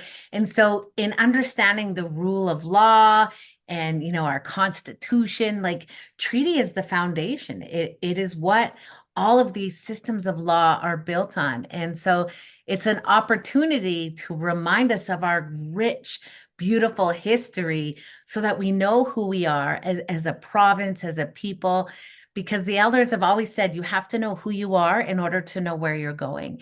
And so in order for us to really be able to go where we need to go in the future and to go there together, we're going to have to take this journey, which means we have to learn about one another. We're going to have to, have face-to-face conversations. Some non-Indigenous folks might actually have to go to an Indian reservation, go to a powwow, go to a celebration, right? We have to build relationships, and that's the peace and treaty. It's based on peace and friendship. We have these treaties and we don't even know each other anymore. Literally, cities of strangers everywhere. And that's also part of the problem. And so how do we get to know each other so that way we're obligated to each other as well? Because it's far too easy for us to turn a blind eye and watch someone suffer. And we're not going to be able to do that because the forest fires, people are going to need to relocate. They're going to need help moving with the water drought. We're going to need to be innovative and support our ranchers and our farmers. And this is what Alberta, when I was a kid, this is what we did. This is how we did it. And this is part of who we are as Albertans. Through COVID, I really thought more of our identity and our need to connect with each other and support each other would, just naturally, organically blossom. But in fact, that's, we're seeing the opposite. And so we have to do the work to meet people where they're at, regardless if I agree with their politics or their policy. They're still Albertans. We're all Albertans, and we have to figure this out together. And so I think it's a strength bringing treaty into it, bringing in that we must look after one another as relatives. As long as the sun shines, the grass grows, and the rivers flow, there is no exit clause out of this agreement. We cannot get out of this. And, the goal is that I'm able to bring the strengths of the hereditary system. I mean, if we think about gift actualization, and so often what happened with the hereditary system, like when I was a little girl, when I would get ready to sit for the trap line in the morning at 4 a.m., we're having our, oatmeal and coffee. My grandfather would say, "How's my lawyer this morning?" Right? Like, he was already preparing me as a little girl on where he saw my gifts. I guess I was a bit of a talker. And then, we see that with our fire keepers, the teenagers who are gifted to stay up all night. They organically have this gift. They're going to be the fire keepers. And then our singers and our song carriers, it's recognizing children where their strengths are, nurturing those strengths. So then, often our leaders in the hereditary system, they have been taught their entire life by elders and chiefs, clan mothers, and the hereditary system on how to be a leader, on how to sacrifice. In our worldview, the leader eats last. You make sure your people are fed. The leader sacrifices to make sure the people thrive. That's what it means to be a leader, is that you are the back of the bus eating the last so that your people are healthy and well. And I think that's a strength I bring to our politics, because we could use a little humility in that place. I mean, you teed me up for the uncomfortable questions that I wanted to ask. Um, because I think you're bang on. There is a greater need for humility. I think there's a greater need for representation without having to claim a space in the groups that you're working to represent.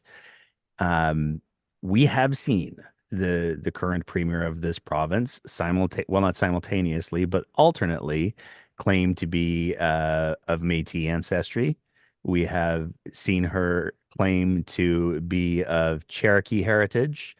We have seen that claim largely rebutted by APTN. And in a move that I'm like, I got to be clear. This is my check my privilege moment. I am the middle-aged white guy. And my jaw dropped when, in front of all of the treaty nations, she was like, well, let me tell you about my native heritage. And she doubled down on that claim. Um, it seems like that sort of rhetoric is really counterproductive to the higher goals of truth and reconciliation. So I'm curious, what what's it like for you as somebody who is Cree, who is Mohawk, to have somebody go, I'm totally white presenting, and based on no evidence whatsoever, I get what you're all feeling. Mhm. It's troublesome, right? It's the erasure of Indigenous women, and she's in a very privileged space. And if she is Cherokee and if she is Métis, then prove it. Otherwise, it's fraud. It's identity fraud. And people go to jail in this country for identity fraud when they are saying that they are someone that they are not. That is not a legal thing that we can do in this country. And so I'm baffled as to why people think it's okay to say they're First Nations or Métis or Inuit, and they're not, to privilege themselves in politics, in academia. I mean, we were crushed when Buffy St. Marie came out, because, she was everyone's icon and we all loved her, and that was devastating. And so, for her to present herself in that way is very troublesome. And I would suggest that she get her evidence out sooner rather than later. Did it on that same vein? Um, One of the other things that, when you talk about Bill 8 and the gifts, um, one of the things that Smith used to justify that. The ribbon skirt. The ribbon I'm so skirt. sorry. I'm so sorry I have to ask these questions, but Yeah, help. she did. She did. And the truth be told is, some of these ribbon skirts are beautiful artistry, and some of them are $375, $400. Then pay that Indigenous artist out of your pocket, because you are making an income that allows you to do that. You don't need to take free ribbon skirts from the poorest people in the province, is what I would say. Thank you for that. And Yeah. I like it. It is, and I just it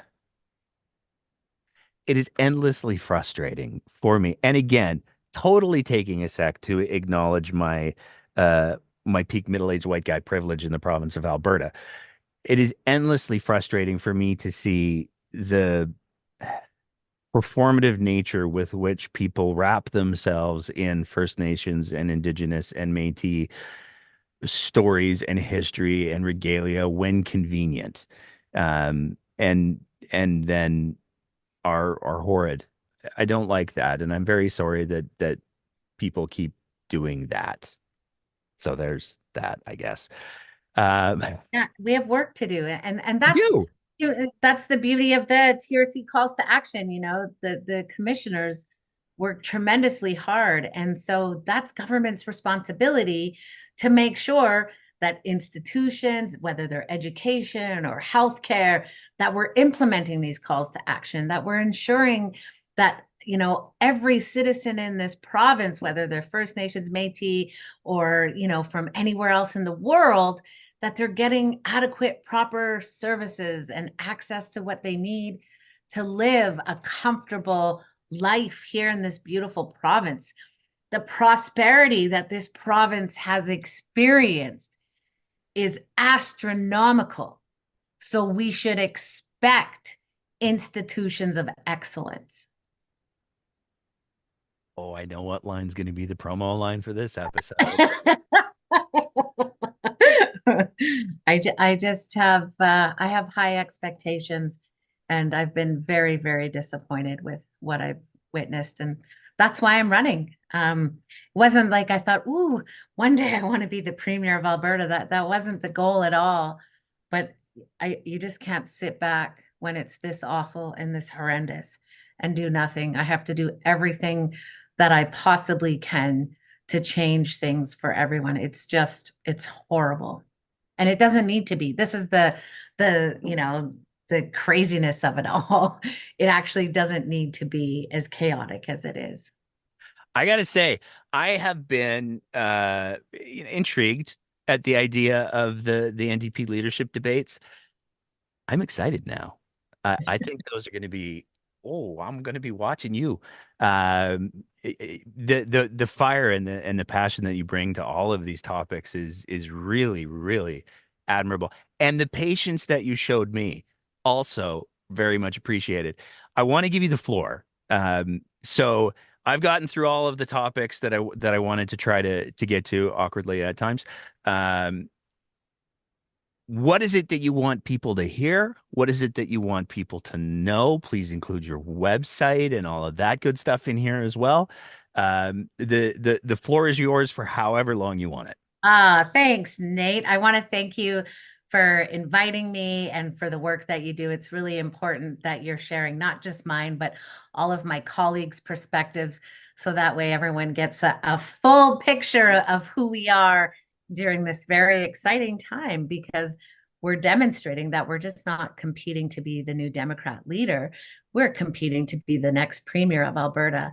And so one of the ways to participate in that choice is to make sure you're buying a membership. And you can do that on all of our websites. Mine is voteforjody.ca, Jody with an I. And you can do that also on the Alberta NDP website. So you buy a membership. So this is a little different for folks. The voting system, you buy a membership, they mail you a ballot, and then it's a ranked system. So you put in who is your first choice, second choice, third choice, all the way down to the bottom. So you'll be getting that in the mail, and then you can phone it in or text it in or mail it back to the party. So it's an exciting time, and every vote's going to count. So participate. And I think if there's anything I want people to know about me is that I think fundamentally, in order to fix any of our problems, we must address our economic diversification. That has to be paramount. As we know in our own homes, we accrue debt, whether it's through our mortgages, our car payments, these kinds of things. Debt is okay as long as it's in a reasonable amount and we're making our payments and we're investing in the right things. And we have got to invest in the future. We've got to invest in AI. We've got to invest in renewables. We have to invest in carbon capture. There are many, many things that we have got to start doing differently in Alberta, which means we're going to have to invest in our talent. We have to invest in our tradespeoples. We're going to have to retrain some folks. We're going to relearn some things together. This is how we're growing and changing as a province. But it's important that we do the work so we can remain leaders of the energy sector, so we can remain leaders in the global economic market. We have to do the work now. So, I think that's most important. And then when we have the income and the revenue, We can pay our doctors adequately, pay our nurses, our teachers, our firefighters, right? We can build the buildings, do the infrastructure. All of those things will transform and become institutions of excellence when we are investing our money wisely. You really like firefighters, hey? Well, my daughter is training to be a firefighter, Okay, because I was like, paramedics are cool too. and my dad's a paramedic. Yes, Okay, my there we dad was. Yeah. So I grew up with emergency responders, and I don't take for granted the toll it takes on their families, the work. And, as we see more forest fires, that people are going to be traveling away. I mean, we should be investing in training people now. Don't get me started, Nate. I have a feeling we could probably do like a whole 3-hour conversation. And I'm gonna say, I would like to preemptively extend an invitation for after the leadership race, whether you're a premier or like a force of nature as a speaker. There's so much more that I would like to talk to you about, and I really do want to reiterate how much I appreciate the patience with me that you've shown tonight. And I I'm going to do one more awkward thing. Uh, I find one of the challenges, particularly with hosting this show, one of the challenges that exists is it's always very difficult to know who are you allowed to ask certain questions of and how do you ask those questions. And I have learned more than anything by trial and error and error and error and error. Um, but it's one of those spaces and one of those conversation spaces that's so important when we talk about the truth and reconciliation piece. And there was again, there was a part of me that was, as I was approaching this interview, I've been counting down the days, and I was just like, I'm so excited to hear Jody's perspective on all of these things. And it because I was so excited to hear your perspective, I totally forgot to ask everybody else theirs. And should any of them become, I'm going to put out a tweet is what I'm going to do, and I'm going to ask them that for their thoughts on how they would provide leadership and truth and reconciliation, because I should have asked those questions. And I didn't. And I'm just going to say it, and I'm going to get DMs on this.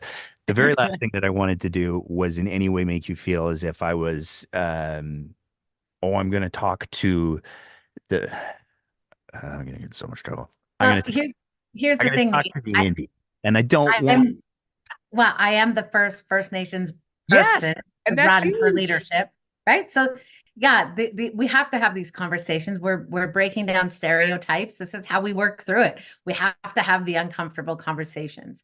And, you ask the important things. How am I bringing my indigeneity, who I am, the hereditary system that's ingrained in my DNA and in my political background? How am I bringing that? My grandfather was chief. My mother was a politician. Like my mother would bring me to band meetings when I was a kid. I mean, that's fun. Well, especially if they take as long as you say they do. Right? So, those things influence who we are. And it's really important now more than ever that we share who we are. And, I mean, if we can bring any amount of kindness and patience to the political realm, to our relationships with each other, I think that matters. I think that matters a lot more than we give it credit for. And, I often think about what was missing in all the research I did in academia and all the publishings that I wrote or that I read and all the work I've done politically across the country. And what's the one thing we don't talk about is love. And that is the one thing a human being will die, a child will have what we call failure to thrive if they don't receive love. So, I think about the big picture stuff, the small picture stuff, and not that I'm a hippie doing, the hippie dance.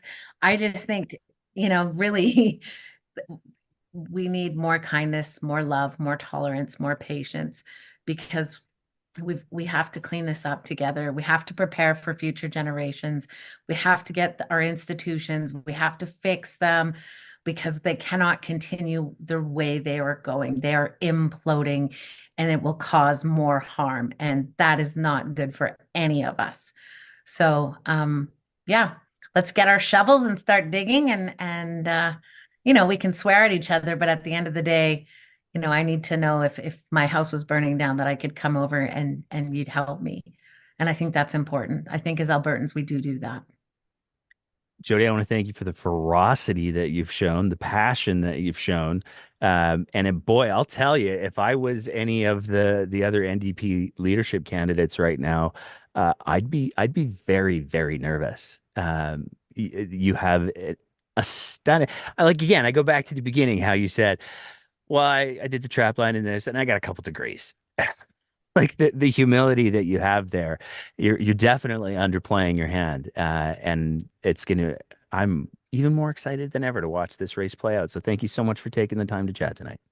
Thank you, Nate, and keep up the great work. And that's it for another episode of The Breakdown. As always, if you appreciate the kind of content that we're trying to produce here, we would love nothing more than if you thought about signing up to be one of our Patreon sponsors at www.patreon.com/thebreakdownab, where for just the price of a fancy cup of coffee a month, you can help us continue to produce this kind of content.